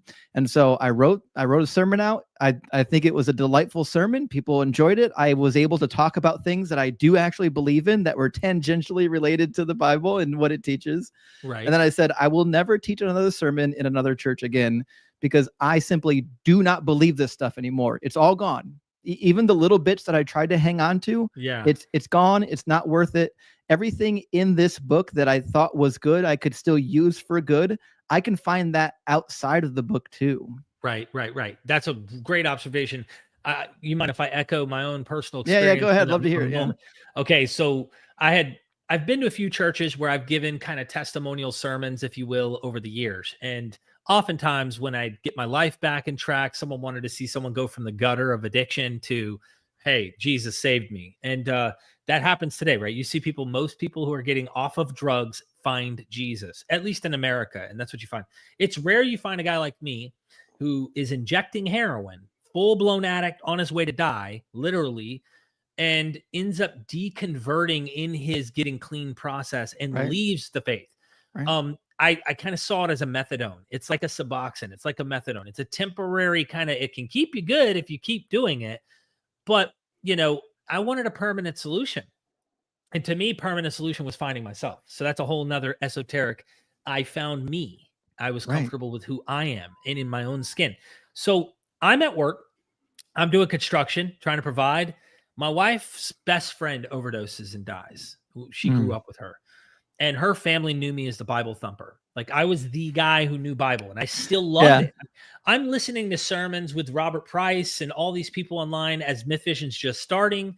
So I'm learning a lot of interesting things about the Bible. And when she died, her parents begged really, because I didn't want to do it, will you do the eulogy? I thought that meant like everybody did the whole motions and then I give like a quick little something. No, dude, I was the chief pastor of the entire, like I was the pastor of the entire funeral. Right. And I did not prepare at all for it. I'm working construction. And the day I come back, my wife got the whole packet together for me to read and the text and stuff. I get there, and the first thing the guy says is, "Welcome, Pastor Lambert. Please, your flock is in there." Oh, And boy. I'm like, I'm already getting so nervous. I'm like, oh my gosh, these people. And they were coming, Pastor Lambert, thank you so much. Like, there was so much emotion and hurt. And Right. the mother, I think she had been drinking. And so she was distraught. And she's looking at me while I'm finally, after we did our little prayer, I had to lead all this, by the way, and I had stopped praying for a while now. So I'm having to like go off muscle memory of like my experience of talking to Father God and explaining, like, and I'm like going through the motions of what I've done for so long. And then I end up on the podium and I'm like, honey, I hope you wrote this good, because I have no idea what I'm doing. I've never done this. I have never led a funeral. The mom's looking at me like, bring her back from the dead. Like, as if I have this ability to bring her back from the dead. I got a little bit of a taste, I'll just say, of what power, you can see how quickly power and authority, especially from holy men, and how they could easily abuse this. And I personally see it online all the time with the groups of Christians. They want to be kind of the sheep and follow an apologetic guy who's well-spoken, or a pastor, or someone like Frank Turk or whatever, like, even Wes Huff right now, literally right now, bro. Sorry, this is off topic, but in my last video with Neil, we factually show how he's wrong. Right. Guess what? We're going to show this with my friend Steven, who's going to come on, just so that the honest facts are laid out. Wes admitted he made a mistake. He was making his response to a clip of Neil, didn't have the whole context, so everything he said was misleading. We're vindicated by the Christian friend of Wes, and everyone's losing their mind now that Wes is going on Joe Rogan, which is unfortunate for us, because now I have to see all of these trolls show up in my chat, and they literally act like we were lying. Right. Wes himself admits to being mistaken here. Now, we probably should rephrase that he was lying and he was mistaken. But honestly, no matter what, they got to follow the guy, and they need their hero, and they need their worldview. And it's like, dude, I don't care. If you want to believe in a God, go for it. But I guess I'm just painting all that to say I will never do a eulogy at a like Bible believing kind of perspective. It would be more from a humanist perspective. Right. Yeah. You know what I mean? There's one thing I believed. It, like you said, one thing I seriously believed. She is no longer suffering. Now, I said that with confidence from what I had learned so far about hell being mythology, the Mm-hmm. afterlife of burning and torture and all that. I said that with confidence, and anyone in there that might have been a fundamentalist Bible believer would have probably been like, how do you know that? You don't know that. But they all just nodded in agreement because of the trauma. And I really confident believe she's no longer suffering and she's okay now, which is soothing and comforting to the family. I really believe that. So, there's my little shtick, dude. To your point, when you're in Christianity, and this, I felt a little bit as well, right? When you're in Christianity, I think most people have moments of doubt, and they want somebody who is educated or have specialized training, or maybe is famous and has clout. They want somebody to come in and say, no, the thing that you believe isn't crazy, and here's why. And so they really have this gladiator mentality. They feel like it's us against the world. Never mind the fact that you guys make up the majority of the world, not atheists. Right, exactly. So they rally behind guys like Wes Huff. When they find a new gladiator, they rally behind that gladiator, because for a lot of these people, they're also at the same time trying to convince themselves that it's true. And this is why we see debates between Christians and non-Christians get quite heated, because for them, there's a lot on the line. They're fighting tooth and nail to hold on to things. And when you're in our position, it's a little bit easier, because you're just like, well, here are the facts. We've got the facts on our side, and we don't have to look at the Christians or the religious people typically like they're an enemy. And that's the advantage of our point of view. Christians have to view us as the enemy. We're the enemy, and it's their goal to bring us down. Whereas we don't have to do that. We can say, listen, here is the information, and I'm going to keep saying the truth. I'm going to keep repeating the truth. And the people that are actually listening are going to hear that message and engage with it. And some people won't engage with it, but I don't have to attack other people and pretend like they're the enemy of something, unless we get one of the crazy people that thinks like it's okay to like stone women and or kill gays or any, wild any of the shit. horrific teachings of the Bible. Most people are willing to get rid of those. Agreed. I think most Christians would agree with us. I want to do better. I'm like confessing publicly here in front of 1,651 people. I want to do better about making it clear that I'm not an enemy to people who are of faith, but that I'm hoping we can be more educated and understand that faith is faith, and faith is not historical criteria. It's not a observable, testable, or even a fact necessarily. When you run around weaponizing your religion as fact, as history, and it's just observable, anyone reading it can see this one's true, everyone's wrong. I'm competitive by nature. And I know by reading the other literature and the claims of other cults and such, that you're not treating them fairly or equally. They have just as much going for them when they make these claims. Then the question becomes, why did Christianity win out? And to me, Christianity is a very...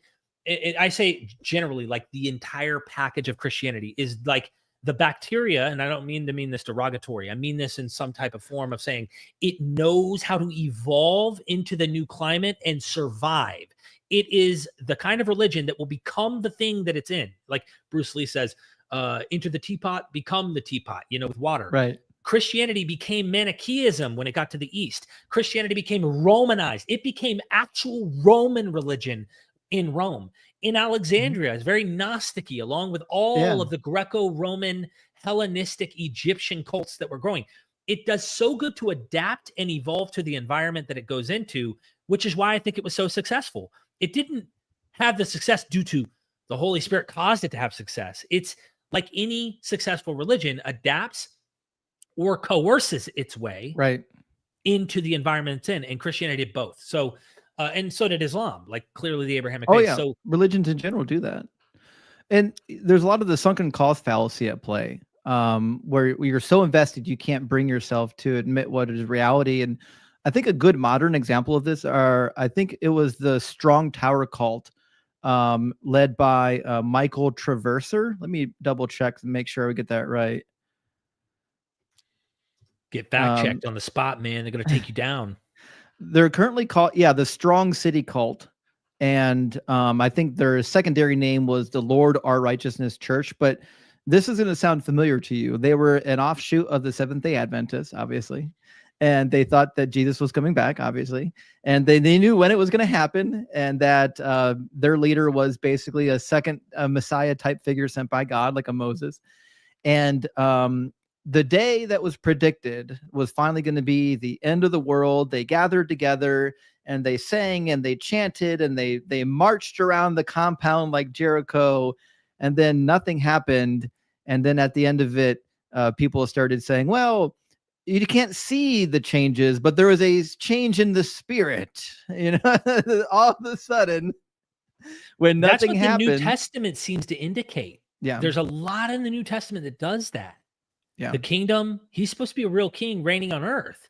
Right. But my kingdom's not of this world now. Oh, not of this world. The kingdom is in you now. It's not out there. It's in you. And so there's spiritualization that takes place in these ideas. And, it's hard to pin down exactly what that is. Scholars have tried to note it in the New Testament, but when the end didn't happen, there's always some type of interesting excuse. 2 Peter. Well, remember now, God's time's not your time. A day is like 1,000 years. Remember? Yeah, exactly. Whoa, yeah. what? Time is meaningless. Yeah. Time is meaningless. It's on God's time. So yeah, always hold your breath, but it could take thousands of years. And it's like, okay, right.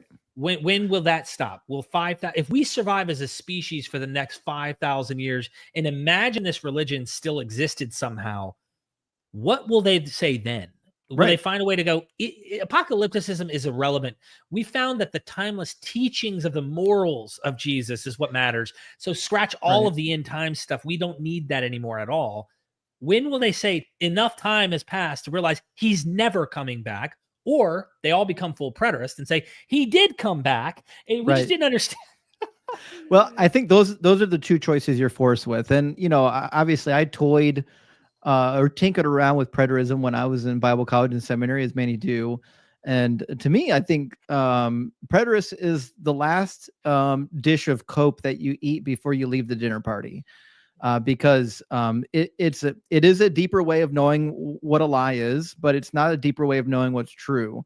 Because the whole idea of preterism is just what we've been talking about so far. You have to go into the text and say, none of these words mean what they actually say. We have to completely reinterpret these words to mean that actually it's not true that the prophecies failed. They came true, just not in the way that you think.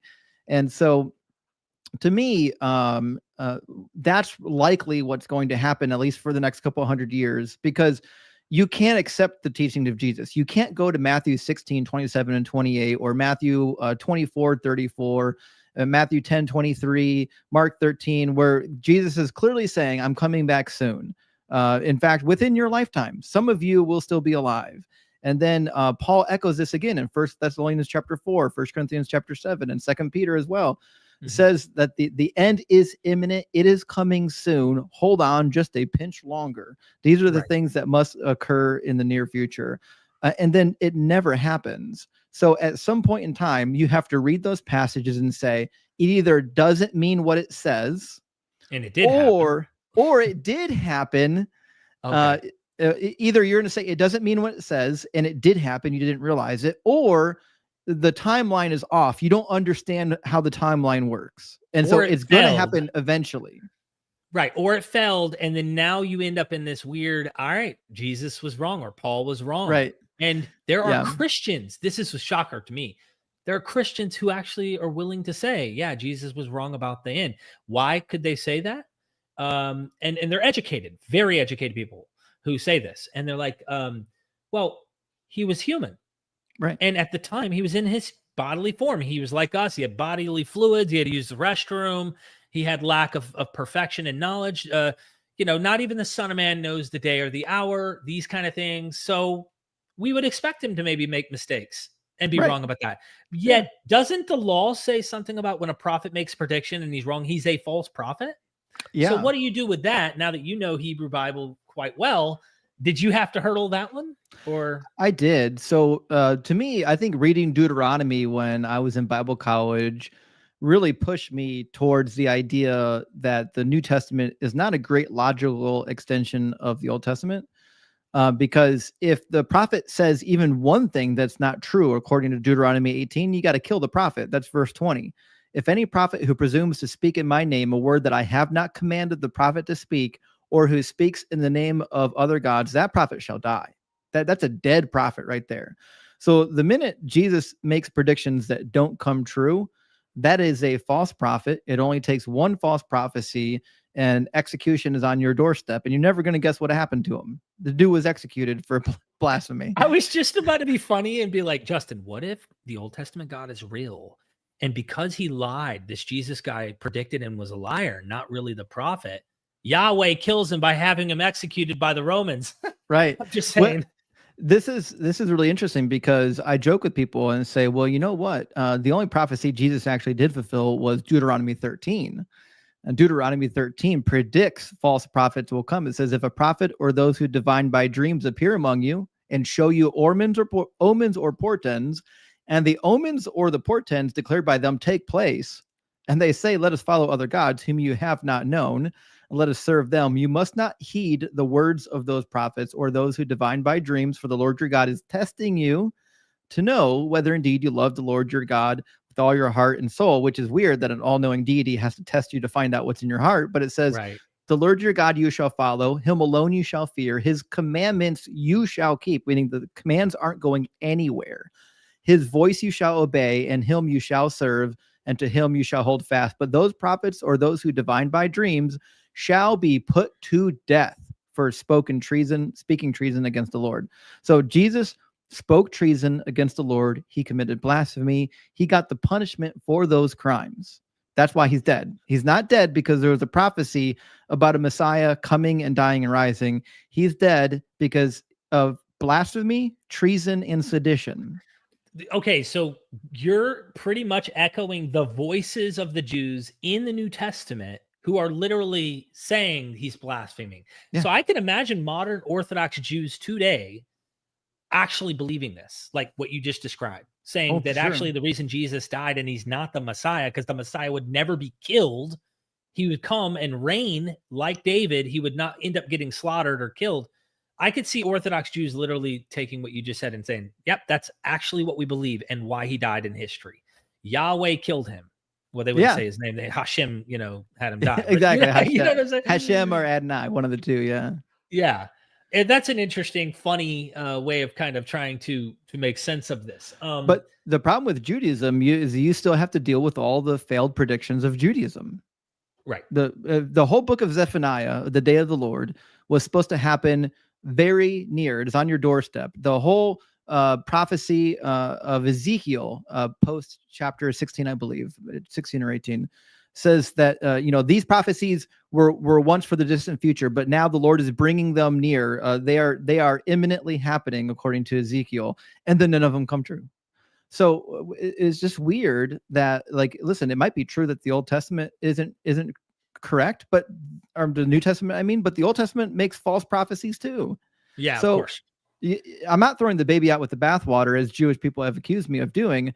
I'm just saying, listen, the same water that the New Testament baby is drowning in, you're drowning in that water too. You're both going down.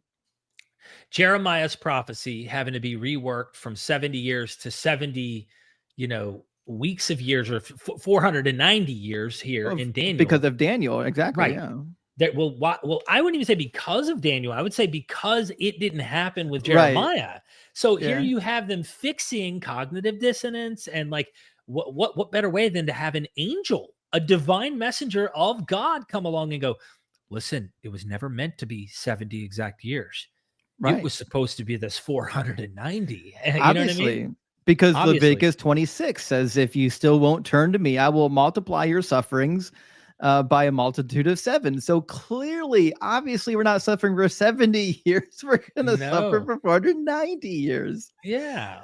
But guess what? After this 490 years, after we finally throw off Antiochus Epiphanes IV and defeat the Greeks, guess what? Finally, then will we have this kingdom that God promised. Then it'll actually happen. And then it didn't happen. And then it didn't happen. Oh, of course. Yeah, because we just dated the 490 years wrong. Of course. Yeah, we have to start it at a different time period. It's not 605 BCE at the beginning of our suffering. Now it's like 445 because of this letter that was given to Nehemiah and Ezra. Right. And that keeps the playing with this, because you said sunk cost fallacy, cognitive dissonance, like there's so many things at play. And I want to get back to one more thing, and anything you want to say about your story, because subscribe to Justin. You're going to be here for the reveal at the end. We got to see how many subscribers he's gained on YouTube at the end of this. My one comment is humans all experience. Think about that. Every single one of us, I would imagine, unless somehow we're like not at our own fault, born with the lack of empathy or the lack of experience and depth that comes with the human consciousness and stuff that we have. That experience is so profound. The loved ones we care about, our children, our wives, our dog, our cat, whatever you are, in terms of what you prefer. I got to fit everyone in here because someone might go, why'd you mention dogs and not cats, bro? We have absolutely amazing experiences. Those experiences get attached to things, people, beliefs, tradition, politics, you name it. And so when you challenge those things, you feel like there's a threat on your identity. Yeah. And this experience I had as a young boy in church when my father was an alcoholic, that I look up to like he's a god. You couldn't beat my daddy up.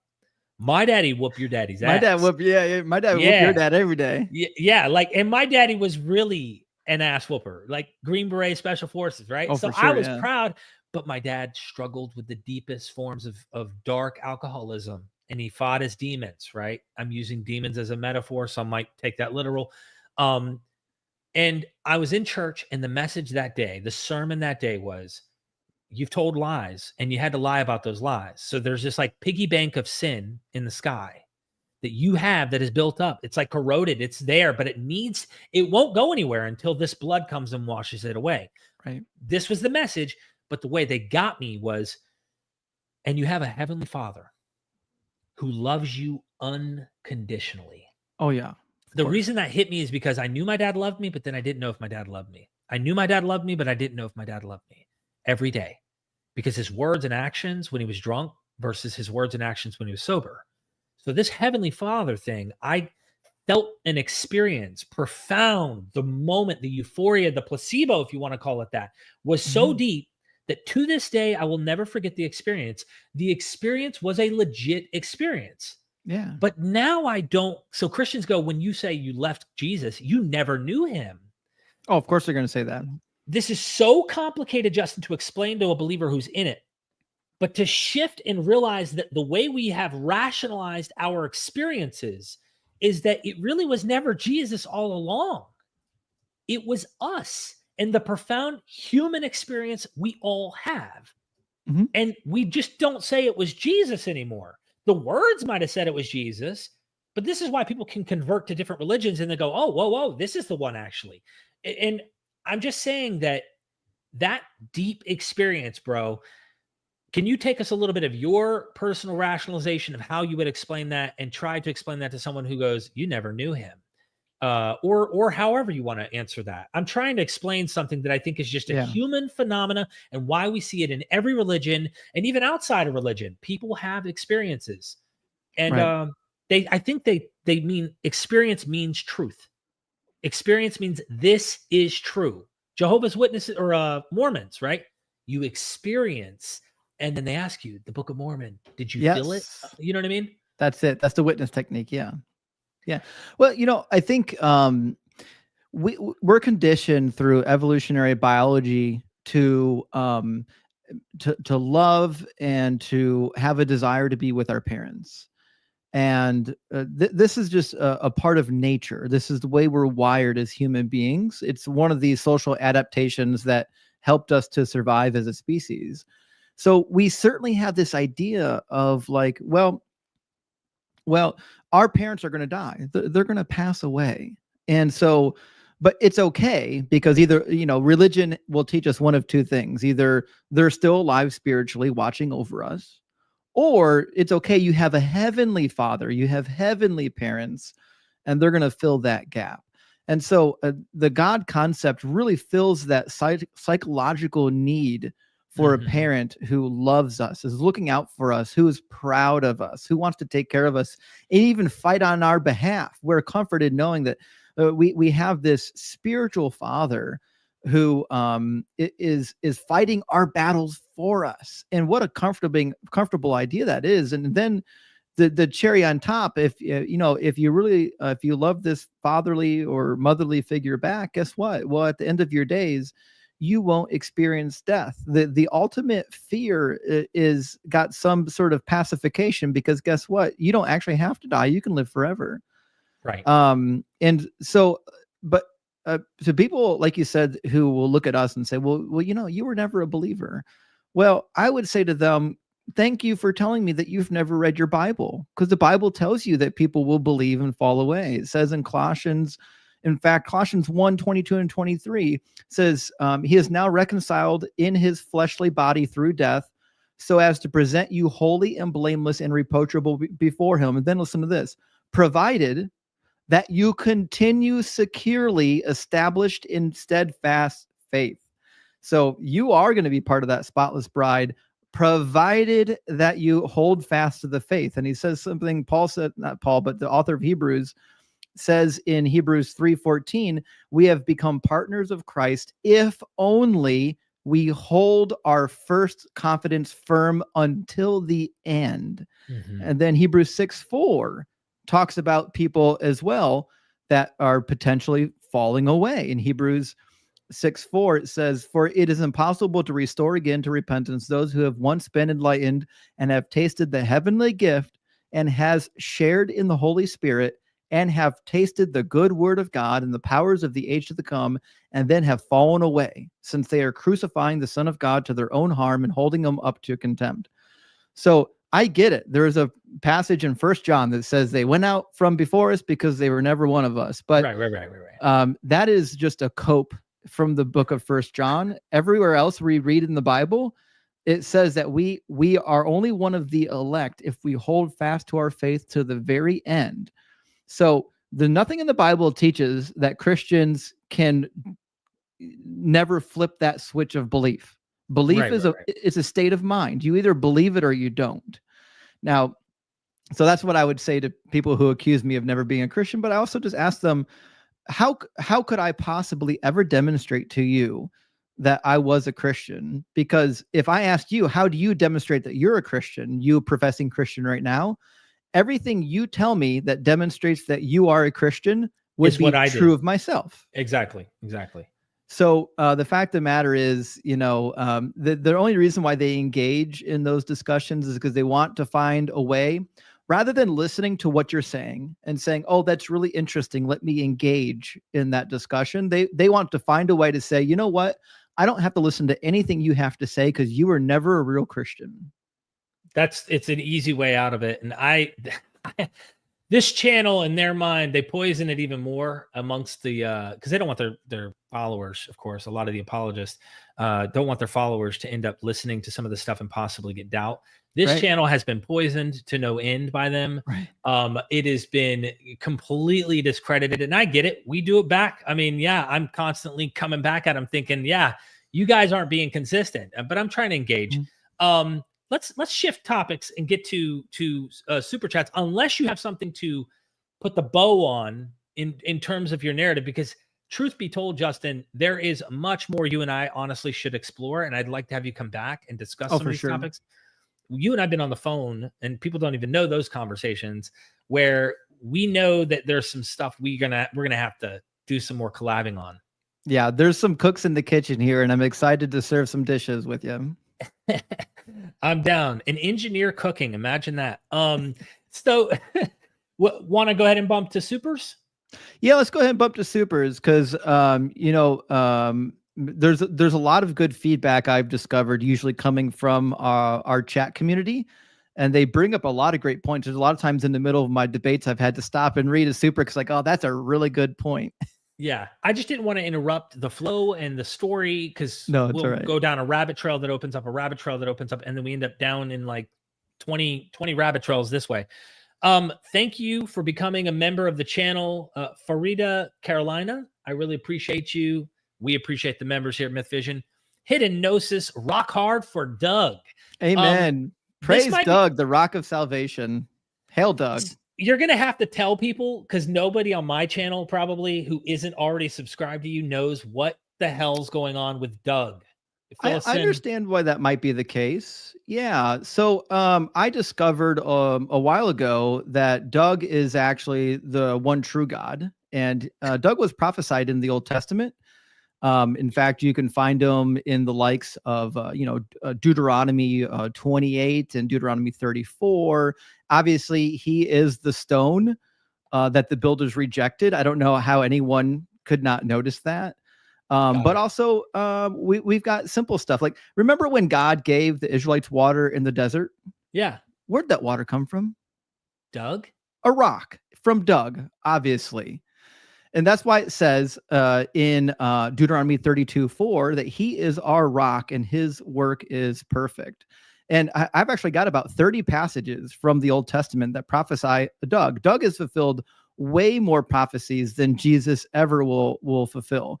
But as Doug's prophet, I cannot let you go without knowing that Doug has a consort.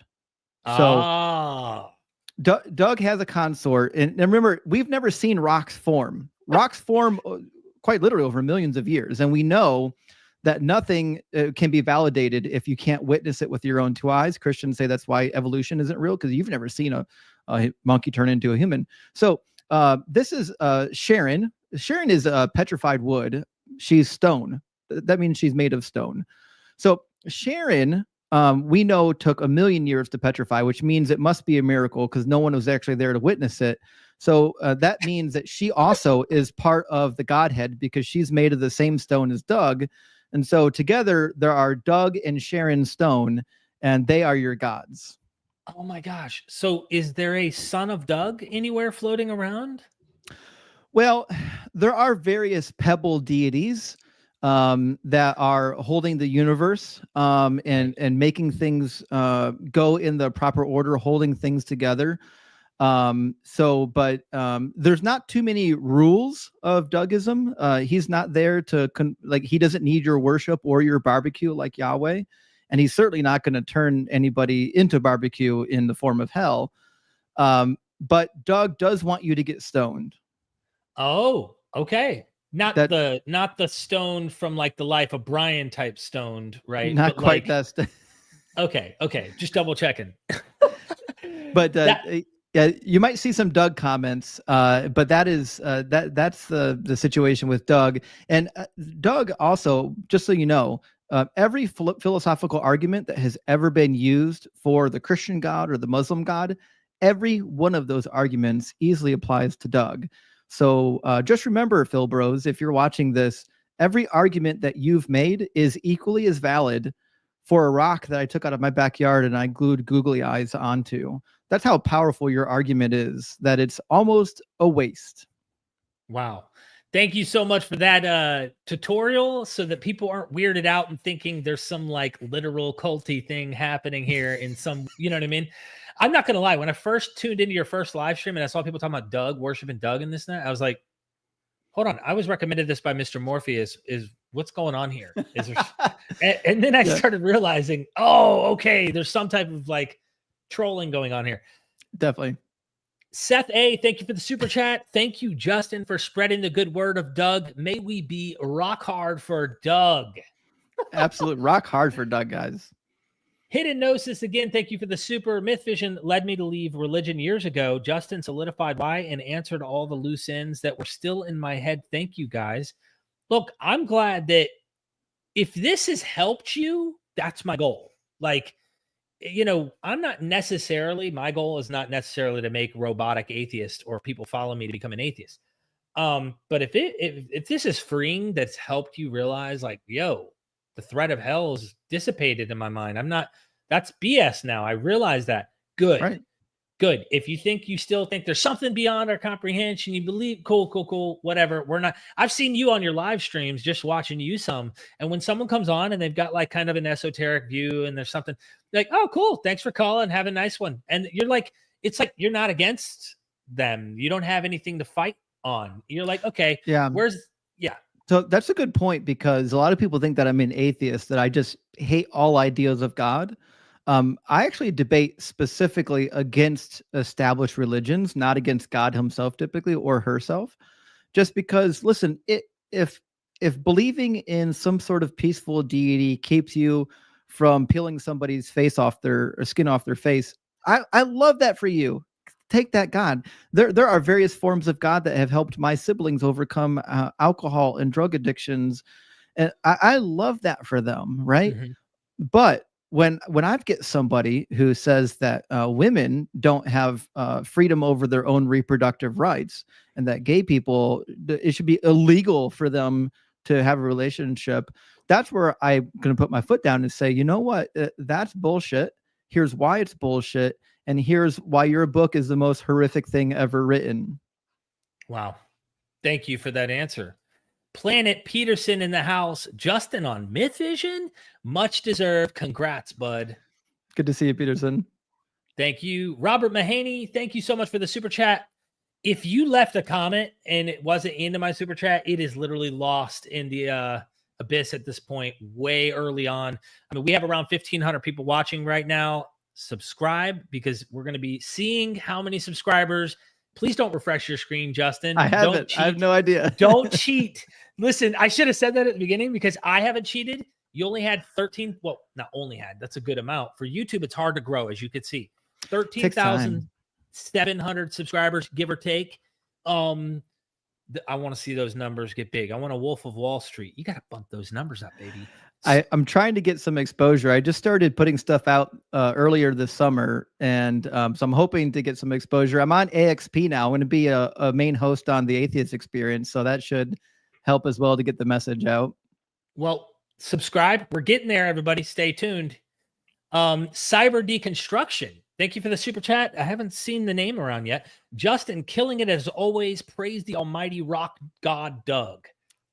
Thank you so much, Cyber. Great to see you, buddy. Cyber is another member of our deconstruction community on TikTok and Discord, and he just recently started debating, and he's banging it up. He's doing a great job. Awesome. Good to see this name. Emir, thank you for the super chat. Makes me optimistic about these lives and educational efforts reaching more people, and society eventually overcoming the burden of religion. I like the way that was worded at the end, because religion, we can define that very differently. Like, what do you mean by that? But the burden, there's a big burden that comes with a lot of this stuff. I'd like to see that freed. Remember, Jesus's burden is light, except that you have to give everything to him and do everything that he does. And if you disobey in the slightest, you might get burnt in hell, Yeah, just forever and ever and ever and ever and ever and ever. Unless you're an annihilationist. By the way, I see the solar panels in the back. I used to install those. Well, mainly the I-beams that support them. We did heavy equipment stuff. So interesting. Thank you. Ichapod, my brother. What's up, tribe? This connection is great to see. By the way, if I forgot to mention, subscribe to some of these YouTube channels like Planet Peterson, like any YouTube channel where people are producing content. Obviously want to have you subscribe to them to grow the community. I should have said that, so forgive me, because this has always been my goal with MythVision. My mantra is we are MythVision. That is beyond just this YouTube channel. I see a community I'm trying to grow. And I'll be honest, I have to be frank. The apologetic empire, they do a good job of teaming up together and like constantly trying to combat guys like me or even others. Look at what they did with Wes, man. They made so much noise that finally he ended up getting on Joe Rogan and people like that. Like, if we pulled together and made enough noise and caused enough attraction, you could probably start getting on these massive platforms because that's what they want, and then be able to present these ideas to a broader audience. I tell you, Yeah. I would not want nothing more than to be able to get on a platform as large as Joe Rogan's and go through mythic parallels and explain to him how these categories and genres work. Why, when I see the birth narrative of Jesus, immediately I think fiction. Immediately. Why is it not even a thing I budge? Does that Right. mean that there aren't verisimilitudes? Of course there's verisimilitude, meaning there's reality to some degree that it's taking place in the real world. They're painting the narrative that way, but it is fictional. And how I'd love to break this down and explain that. So, but all we get is like, there's a constant community of apologists talking about Joe Rogan almost becoming a Christian. The next Christian apologist interviewed about biology not being what we thought it was. Evolution's a lie, or now Christianity is true, and here's the new Heracles of Christianity, that kind of stuff. If I ever got on Joe Rogan, I would do everything I could to deconvert him. And I think he's a rational enough human being that he'd deconvert on the spot. Well, I don't even know if he's a Christian. I don't think he is. No. Yeah. Just make it the point. Let's come together as a community and make noise, whether or not we end up on platforms like that. Right. Nero, I think that's pronouncing it properly. 1st and 2nd Timothy, Titus, and Hebrews are majority consensus rejected by scholars. Ephesians, Colossians, 2nd Thessalonians are in question. Oh, yeah. And this meaning Paul didn't write them is the point. Right. But that makes you have to question if the bulk of scholarship says, listen, these are forgeries. Like, how much trust can you really have in the church that what you're reading is true when they're so willing, even with the leading of the Spirit of God, to accept clear forgeries? It's nonsensical to believe in. That reasoning that you have can be applied to not just well-known forgeries that seem to be clearly people acting like they're someone else, but also I like how Richard C. Miller, one of the scholars I have on, made me think of something I never really thought about. We go to the Gospels and we see birth narratives, we see myths, we see ascensions, we see myths. We see that with Romulus, by the way. We see that with the Caesars having eyewitnesses swear an oath in court on legal documents. They saw Caesar ascend to heaven. Various Caesars, by the way. It's not just one. And I say to myself, okay, this is a well-known trope. When you have a king becoming deified, this is what you do. Well, he says, why aren't we working backwards into Paul? Because in every one of these ascension narratives, there's eyewitnesses. I'm talking about with Romulus, with the Caesars.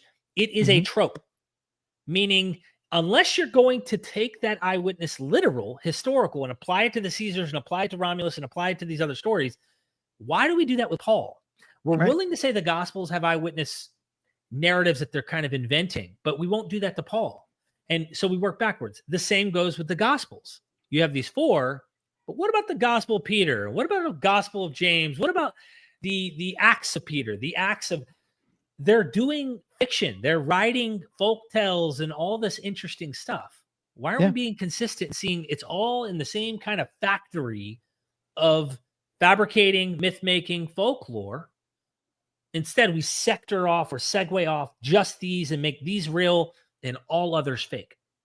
Yeah, especially, if you read any of the Gnostic Gospels or you read any of the Christian pseudepigrapha, and like we've got the infancy Gospel of James and all kinds of stuff. If you read these stories, they read a lot like the Gospels. But it's clear that they're fiction. Like if you read the Acts of Paul and Thecla, like the Apostle Peter is flying. They're having a wizard's duel with Simon Magus. Yeah. For all intents and purposes, that letter or that story and the Acts of Paul and Thecla doesn't read all that much different from the New Testament. So if we don't believe that the Acts of Paul and Thecla are true and that it is some form of mythological, historiography, then why are we saying that the Gospels are anything different? They're clearly in the same genre of text. I mean, I don't know about you, Justin, but like a guy flying or milk coming out of Paul's neck after being beheaded or whatever the weird thing that people go, oh, yeah, that's legend, that's myth. I don't know about you, bro, but when people walk on water, when they multiply these loaves and fish, when they name the miracle or born divinely by miraculous birth, when you see in Acts going just Luke's if you grant the same author wrote it, whatever, it doesn't matter to me. At the end of the day, you're reading these narratives where there's one fantastic thing after another constantly occurring in this text. I see the same thing in terms of category of myth, legend making in those texts. Yeah, maybe this author is rooted in using Josephus, and maybe he is trying to write a historical fiction, but fiction nonetheless. And I just don't get why we could look at these and go, oh, hold on, they definitely would not say Peter flew. That's bullshit. That's way too far. That's fiction. Oh, but Peter's handkerchief can actually heal people, or Peter or Paul's handkerchief. Or the list goes on and on and on and on of fantastic things that are described in Acts.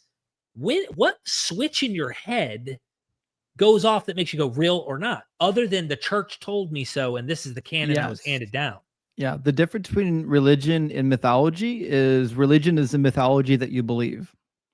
And it's okay. It's kosher mythology. Yeah. That's unclean mythology. That's right. Yeah. Yeah. Okay. Mythology is always somebody else's religion. When it's your mythology, now it's true. That makes sense. So worship Doug. Hallelujah. Praise Doug. I fish in a tie. Thank you for the super chat. Have neither of you heard of the Flight to Pella? I can't say I've read that. I don't think it's a book. I think it's the idea that when Jesus is saying in Mark, and of course it's regurgitated in the synoptics, correct me if I'm wrong if you want to look it up, but I think it's when he says, when you see these armies surrounding Jerusalem, flee to the mountains.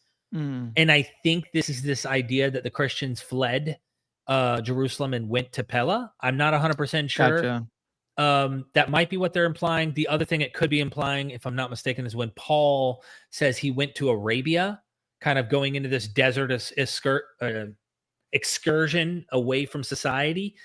But I don't know Pella. I'm thinking of Petra. So that might be why I'm confused about this. Yeah, I have to look a little bit more into that. And you and I already discussed a little bit, the heading to the hills when you see the army surrounding the city. So we won't beat that dead horse on this discussion, but yeah, thanks for bringing that up. I fish in a tie. Good to see you again. I'll definitely do some reading on that. Thank you. Thank you. Trude Hell, please support this video by hitting that like button. YouTube pays attention. It does help the algorithm for anyone who's ever wanting to see a channel gain traction. I know I could use it with our recent Wes Huff video. I've never seen more dislikes, Justin, in my life on a video. And the funny fact is that you can disagree with our interpretations, but what we were saying about what he got wrong is just factual. It's true. Yeah. It's just true. And it's just odd to see. My hope in humanity, please restore it, because I am really concerned about humans. Well, we'll wake them up one at a time the best we can. Yeah. Cyber Deconstruction again, thank you. Jesus has fulfilled exactly one prophecy. Deuteronomy 13. He was the false prophet. Yep. I could see the Orthodox Jewish people probably saying that, There are some. Actually, Cyber was raised Orthodox Jewish. He's not anymore, but yeah, he deconstructed from a lot of stuff. Wow. Amazing. Jesus Tells, thank you for the super chat and for being a member of the channel. Jeremiah 33:17 is not in the LXX. Paul and Mark would know nothing of this. Jesus, son of Jehozdak, clearly fulfills Jeremiah 23 and 33 in Zechariah. You know about this? Yeah. So, and this is a topic we didn't really get into, the differences between the Septuagint and the Masoretic tradition and the Proto-Masoretic tradition. Because, the New Testament almost always quotes from the LXX. But the problem is, if we think that the New Testament is right by saying that the Septuagint is authoritative, then we've got huge problems, because the Septuagint is missing all kinds of stuff. Even Isaiah chapter 9, verse 6 and 7 reads completely different. It's not messianic. It doesn't have a messianic tone at all about being the mighty one of God, or, everlasting Father, Prince of Peace. That none of that's in there. So if we accept that the Septuagint is actually more authoritative than the Masoretic text, there's a lot of problems going back into that we got to start scrapping now, because now we're like, well, listen, it's not in the Septuagint, so we got to get rid of it. Even when Paul talks about this, just makes me think of what you just said in a different way. When Paul says it is in the scriptures that he would die and rise on the third day, and people are trying to find that text that It's he's not there. referencing, it's not in anything we have. So Mm-mm. so the guy, and this is one of the most like quoted by apologists online passages, was like, if he did not rise, our faith is in vain. Yeah, Passage in 1 Corinthians 15. 15. Yep, For the scriptures say it is written that he would die and rise on the third day. Where is that text? it's not We there. don't have it. So, like, goodness, I don't know any other way that you could prove it. Like, give me the text. It's not there in the scripture that he's quoting, unless we've lost it. Right. And what if there's a version of the Bible that we've lost? Well, God didn't preserve that. I have That's a theory. so. Oh, go ahead. Tell me. I'm interested. Have you read Second Esdras? I have. Well, Second Esdras is largely considered a first century text. Right. And we find Esdras and the other apocryphal books in the earliest manuscripts, like the Sinaiticus and Alexandrinus and whatnot. I suspect that Paul's idea of what was scriptural included the apocryphal writings, and even included the late apocryphal writings that were written after Jesus. I suspect that Second Esdras was written shortly after Jesus died, expecting that he would return imminently and fulfill Daniel chapter 7, as the Son of Man prophecy was supposedly thought to exist. And so by the time Paul comes along, I'm assuming at this point that the prophecy of the Son of Man, as it's written in Second Esdras, is what he's referring to. Mm-hmm. But all of this is conjecture, of course, because if he's not referring to Second Esdras and their reworking of the Son of Man prophecy, then he has nothing to cling on to. There is nothing. He's not quoting anything from the Old Testament. Right. So imagine if there wasn't a text at all. Right. Just making it up. He just BS'd you, if that's the case, right? So so where's the text? It's lost. If it's not lost, conjecture, maybe Second Esdras. And isn't that in Second Esdras, in my memory, it's been a while since I've read it, there's this idea of 3 days concept in it. There's something about 3 days, and isn't it in like a traumatic response to the fall of the Jerusalem temple, if I'm not mistaken?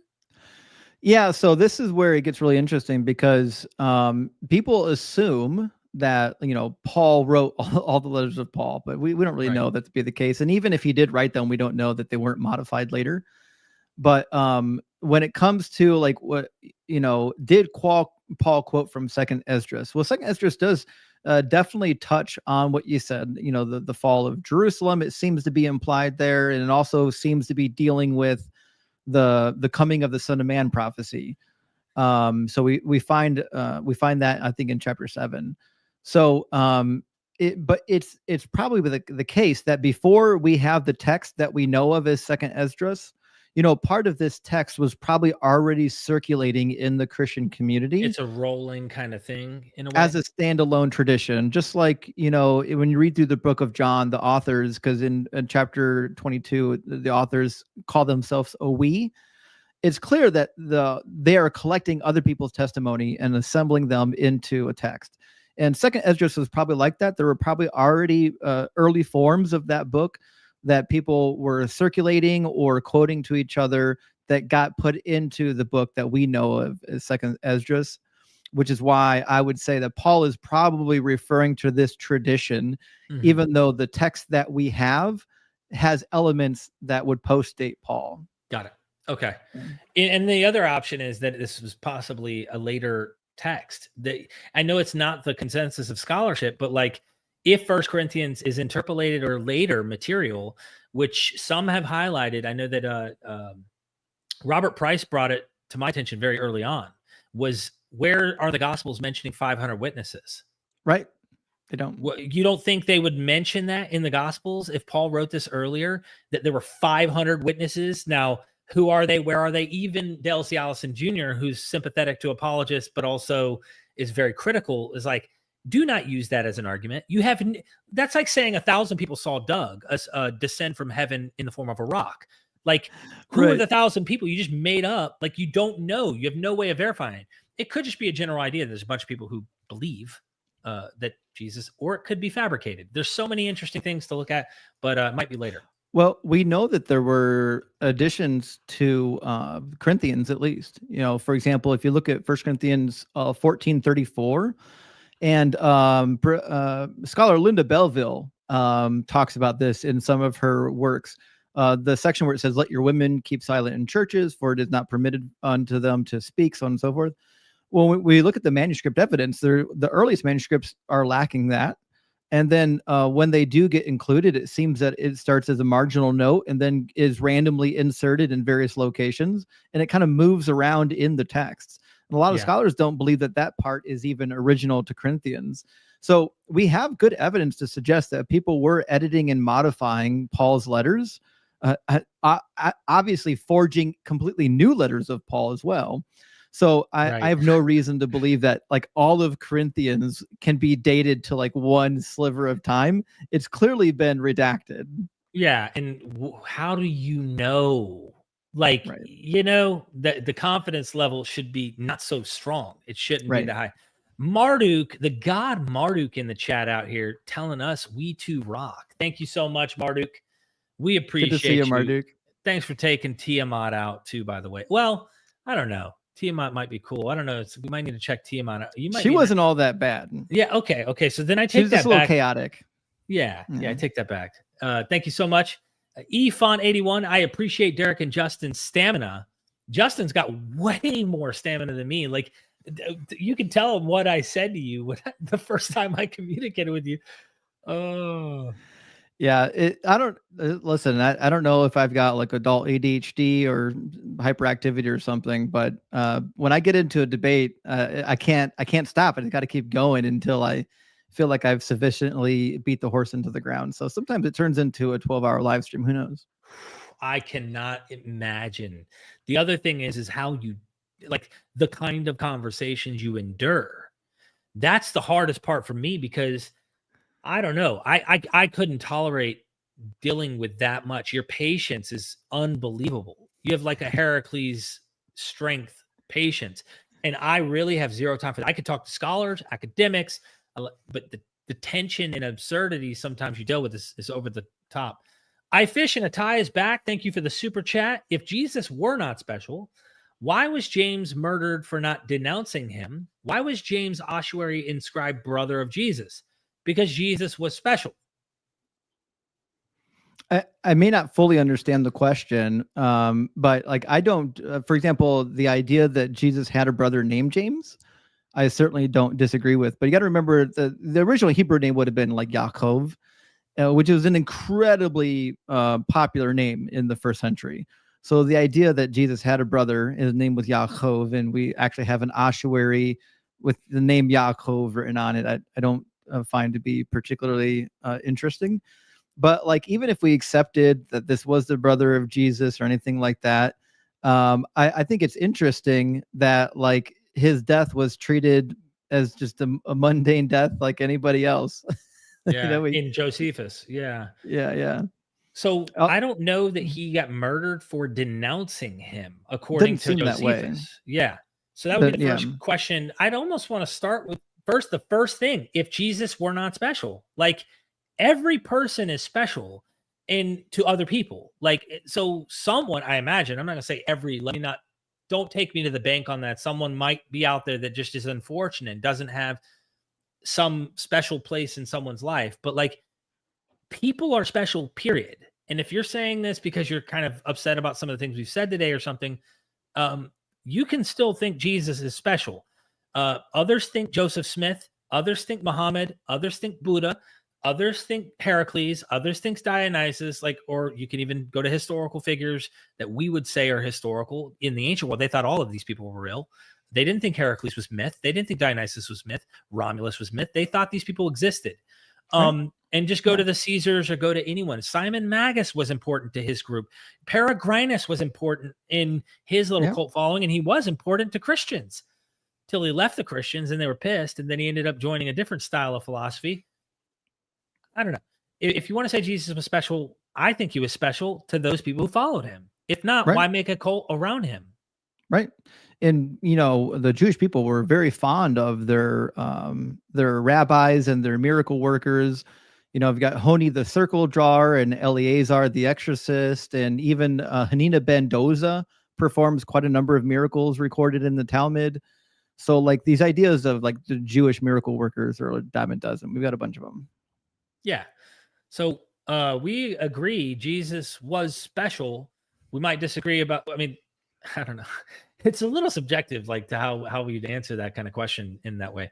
I like Godly Entertainment Live. Thank you so much. I like to entertain the idea that souls could just be the next step in evolution for physical beings. What if souls are just a natural part of the world and death is the process that leads to that?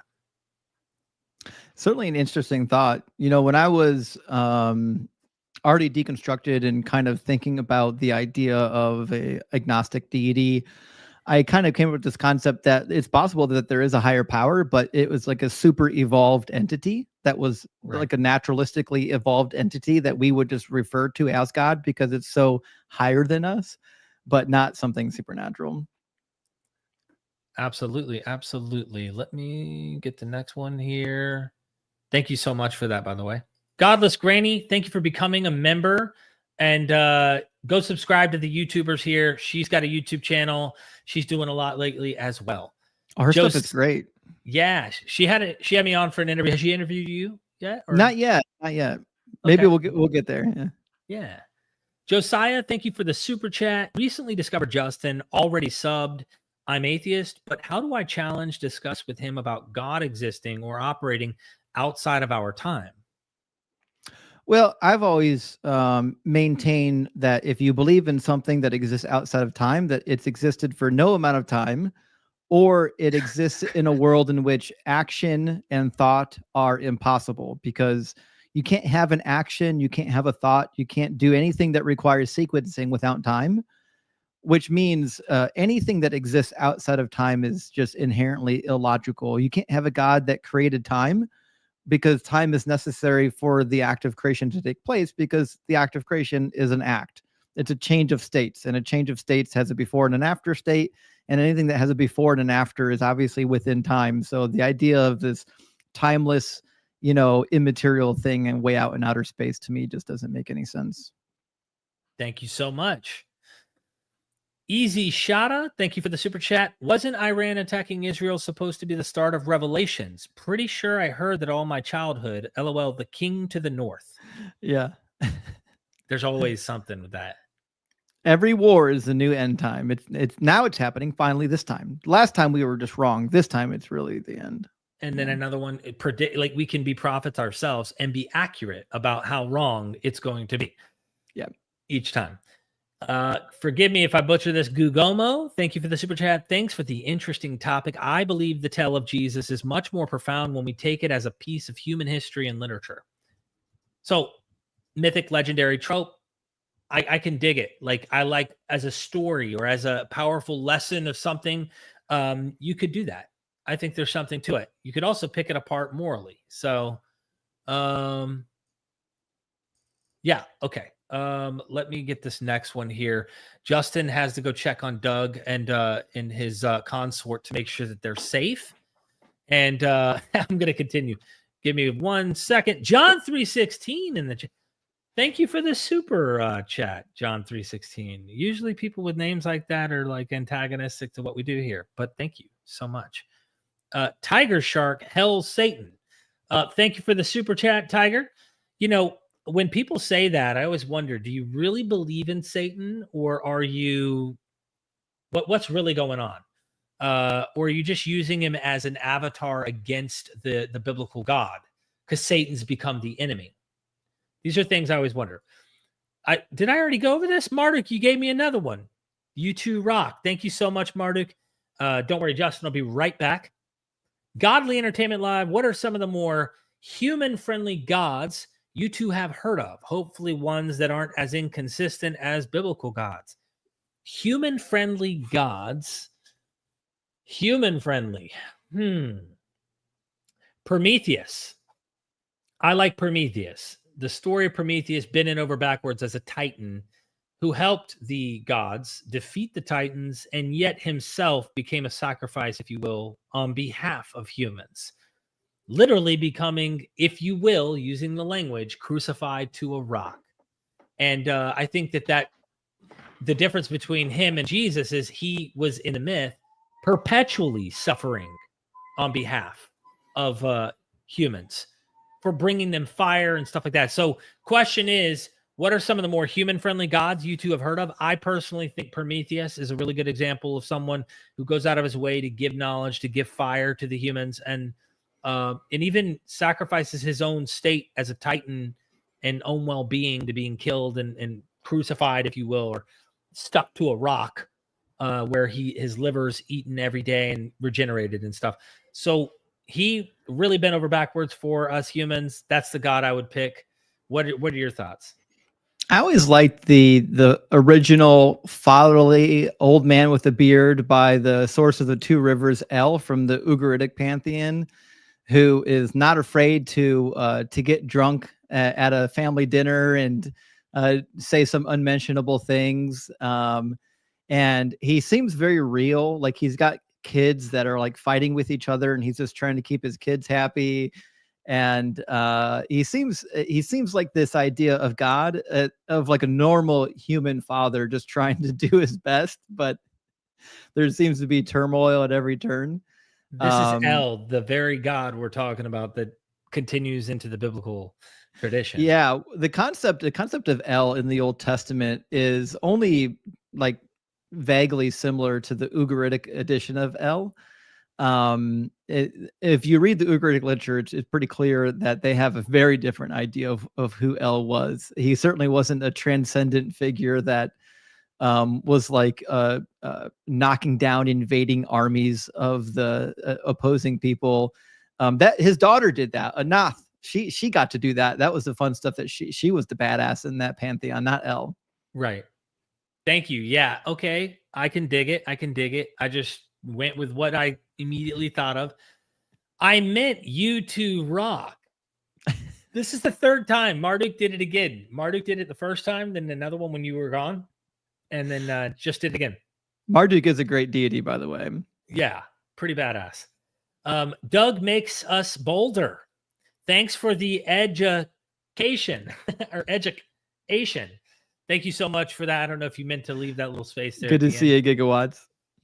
Travis Statham, forgive me on the last name, brother. You've been here for a while. Doug commands Justin to go live after this. Super. Are you going live today? I apologize. I won't be live this week until Friday. I'm on time off from work, and so I'm just chilling with my son, and we're doing fun stuff and trying to enjoy our time off before we have to resume normal work and school operations. I can dig it. Heng Fashi, what's the one philosophical argument for God that every time you see it, it makes you cringe and you can't believe people still use it in apologetics? It's just that bad. Looking forward to see you on AXP. Personally, I think the worst argument for God, because it never works, and I've never seen it work on anybody's live ever, is the fine-tuning argument for God. I'll never understand why people use the fine-tuning argument for God. I understand why they're doing it is because they realize that presuppositionalism is a bitter pill to swallow for anybody. So they want to go to like an evidentialist argument.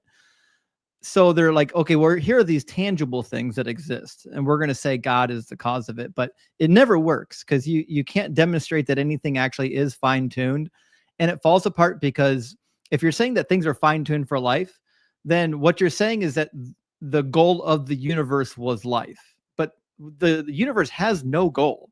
The fact that we exist is just a brute fact, a property of the universe, but the universe did not intend for life to exist, which means it's not mathematically impossible that life exists. The probability is 1-to-1. It just happens to be that life exists. And if life didn't exist, it wouldn't mean anything either. It's the universe has no mind, will, or emotion. Yeah. What does it mean that there's no life on Jupiter? Right.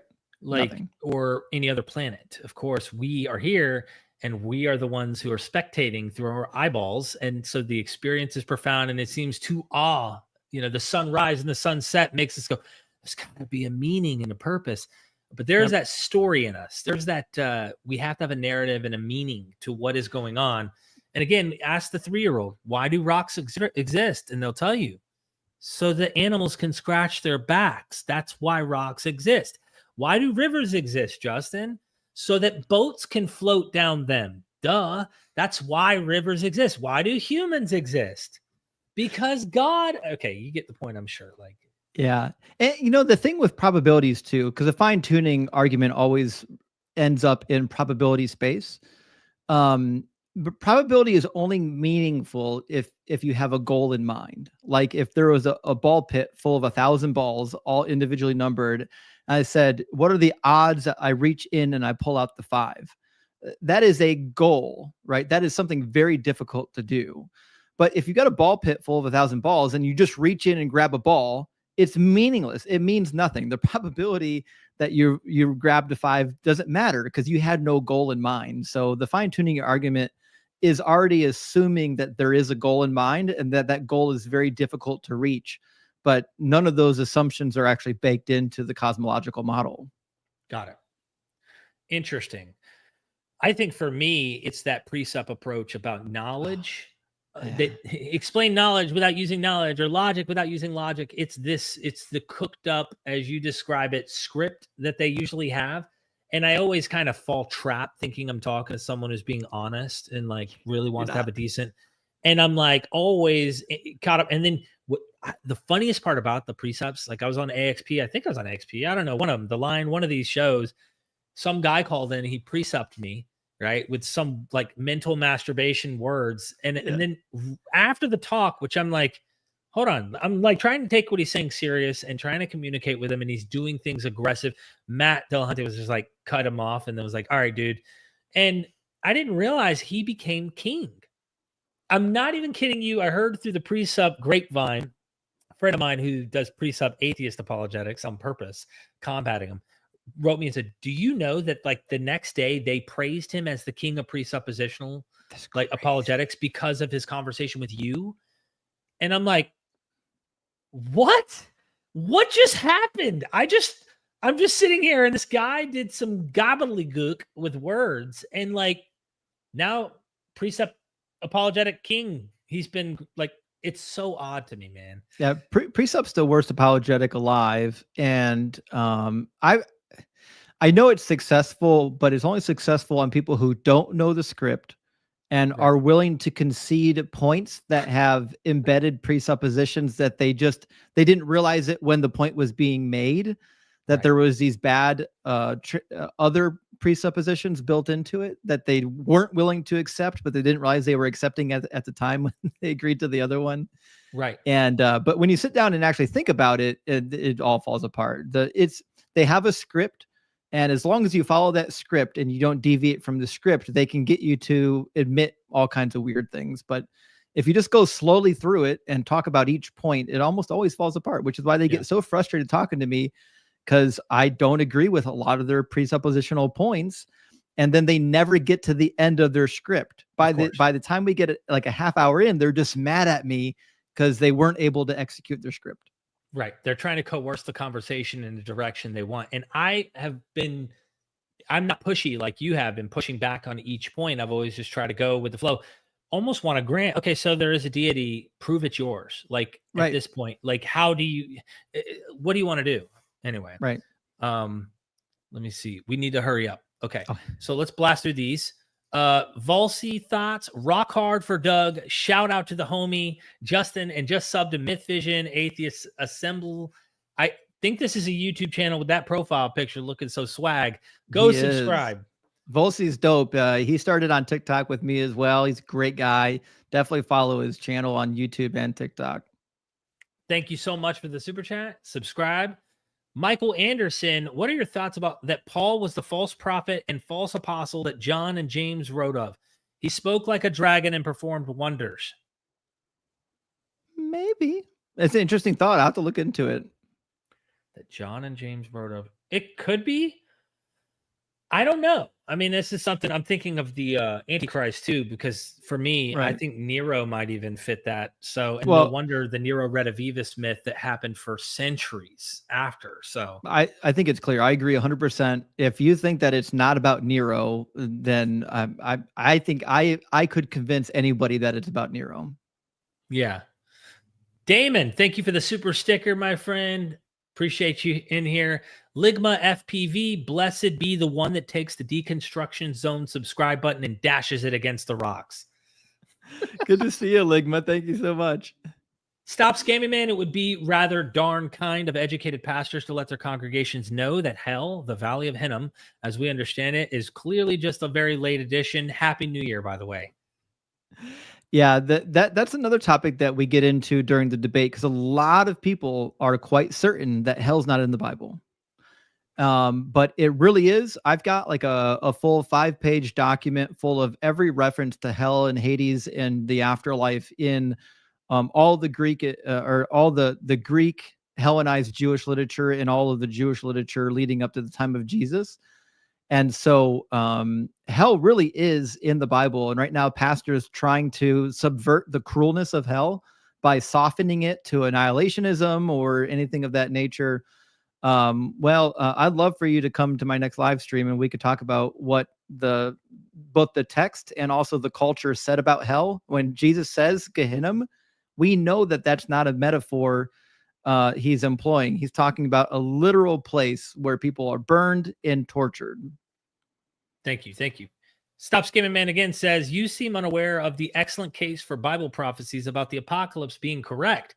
I recommend the book, The World Will End Very, Very Soon, 100th anniversary edition. I'm definitely not unaware. There is no case for a biblical prophecy about the apocalypse. Even the book of Revelation clearly is intended for the first century audience. Yeah. It's clear in the references to Nero and the Parthian army and everything else that was happening at the time period. And that's why almost the bulk of scholarship says that, while they're not preterists, they agree that Revelation was for the first century. I agree. Josiah, last one here. Can Justin prove that our time isn't nested inside another timeline? Time stops for Sims when I pause, and I can still do things outside their time. Yeah, that's a great question, actually.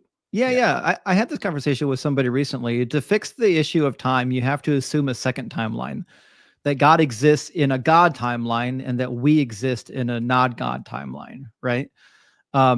So at that point, though, what you've done though is you've conceded a point that you can't have a God that is completely outside of time. You have to have a God that is inside of time for like even logic and rationality to work. But we know from science that space and time are intricately linked. So that means you now have to believe in a God that has a theory of time where time is not either an emergent property of matter or that it's not somehow a fundamental property of the universe. So now you've disconnected time from the way time is scientifically spoken about. And I just don't think that that's coherent. I think that my theory of time is coherent with logic and coherent with science. Whereas now rather than just proving your God exists, you have to prove that there's a whole different theory of time that it can accommodate your God.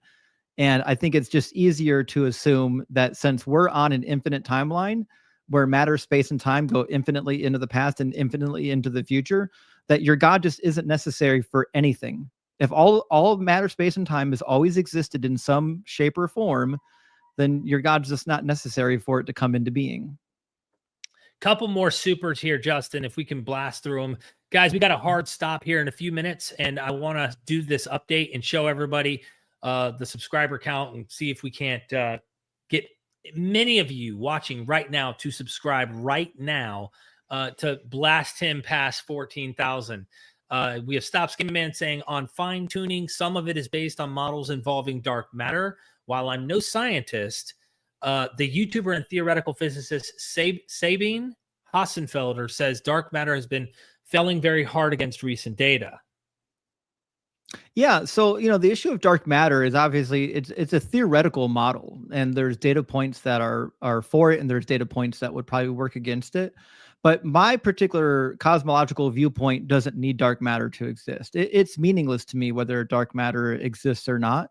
The fact of the matter is, if the universe has always existed and always will exist, so I believe in the Big Bang, Big Crunch, or the rebound model, where it is a constant state of expansion or contraction, at some point in time. If that's the case, then it really doesn't matter to me if dark matter exists. We know that there is something causing the universe to expand. The rate of expansion, the acceleration, is slowing down. Eventually, the acceleration will slow down completely, and most likely it'll go back in on itself. So, yeah, I mean, if they disprove dark matter tomorrow, it wouldn't mean that God existed. They could do it. In fact, I could just concede, cool, dark matter doesn't exist, but neither does God. Thank you so much. Shishi, did you face any ostracism from friends or family when you became an atheist? I'm facing a lot of it. I was lucky I did not. In fact, my friends and family are very kind about it. They don't care. But like I said, my experience in Christianity was not fundamentalism or extremism. So, in my circles of people, it wasn't a huge ordeal, but I know through meeting people in the deconstruction community that a lot of people are ostracized, kicked out of their homes, shunned even. Yeah. Sorry if you're going through that, Shishi. Michael Anderson, it isn't about Nero. I could convince you. Someday you can reach out and I'll lay it on you. Yeah, I'll pass. Unless you have a PhD, I don't think you're going to have much luck on that one, because they can call you, right? They can call you on your show. You're more than welcome to call into my show, and I'll demonstrate to you why it's about Nero. Thank you, Michael. Okay, everybody, have you subscribed?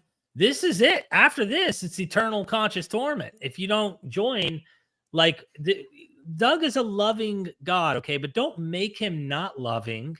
So anyway, subscribe right now. Let's zoom into this joker. I'm going to count 10, 9, 8. Let me actually put this here. It's at the precipice. Literally, the link is right here, right now. 7, 6, 5, 4, 3, 2, 1. 0.5.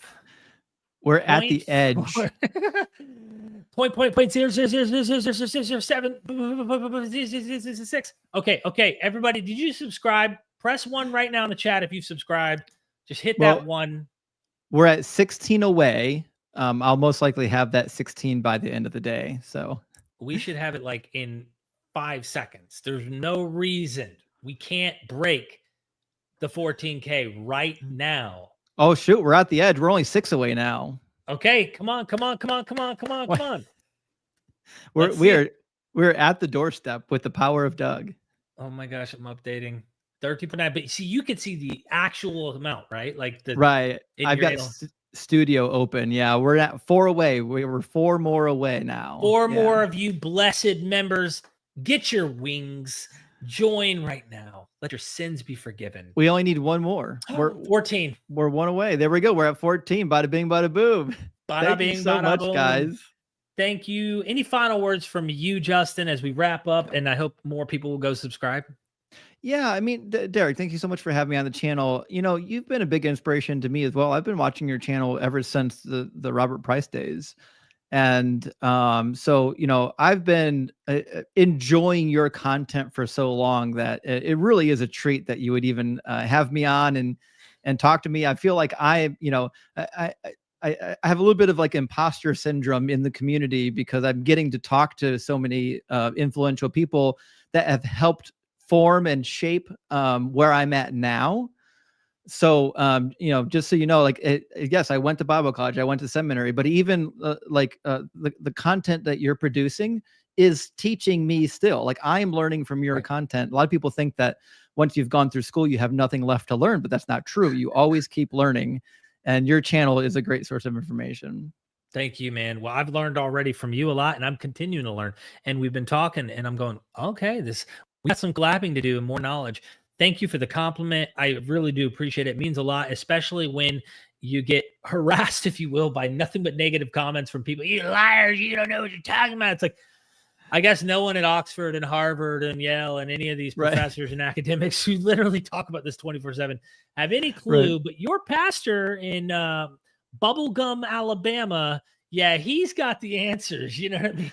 That's it. Yeah, Pastor Bishop Apostle Bob III. He's who went to a Bible college in some church basement in Swamp Bottom, Louisiana. That's the guy that knows it. Thank you, John O'Neill. 2024. Happy New Year, everybody. 2025.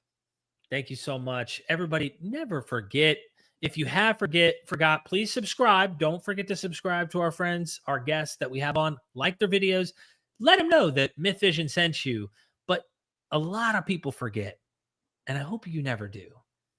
We are MythVision. Son, do you want to know what the truth is? After this, there's no turning back. You take the blue pill and you wake up in your bed and believe whatever you want to. You take the red pill and you stay in Wonderland, and I show you just how deep the rabbit hole goes. Remember, all I'm offering is the truth, nothing more.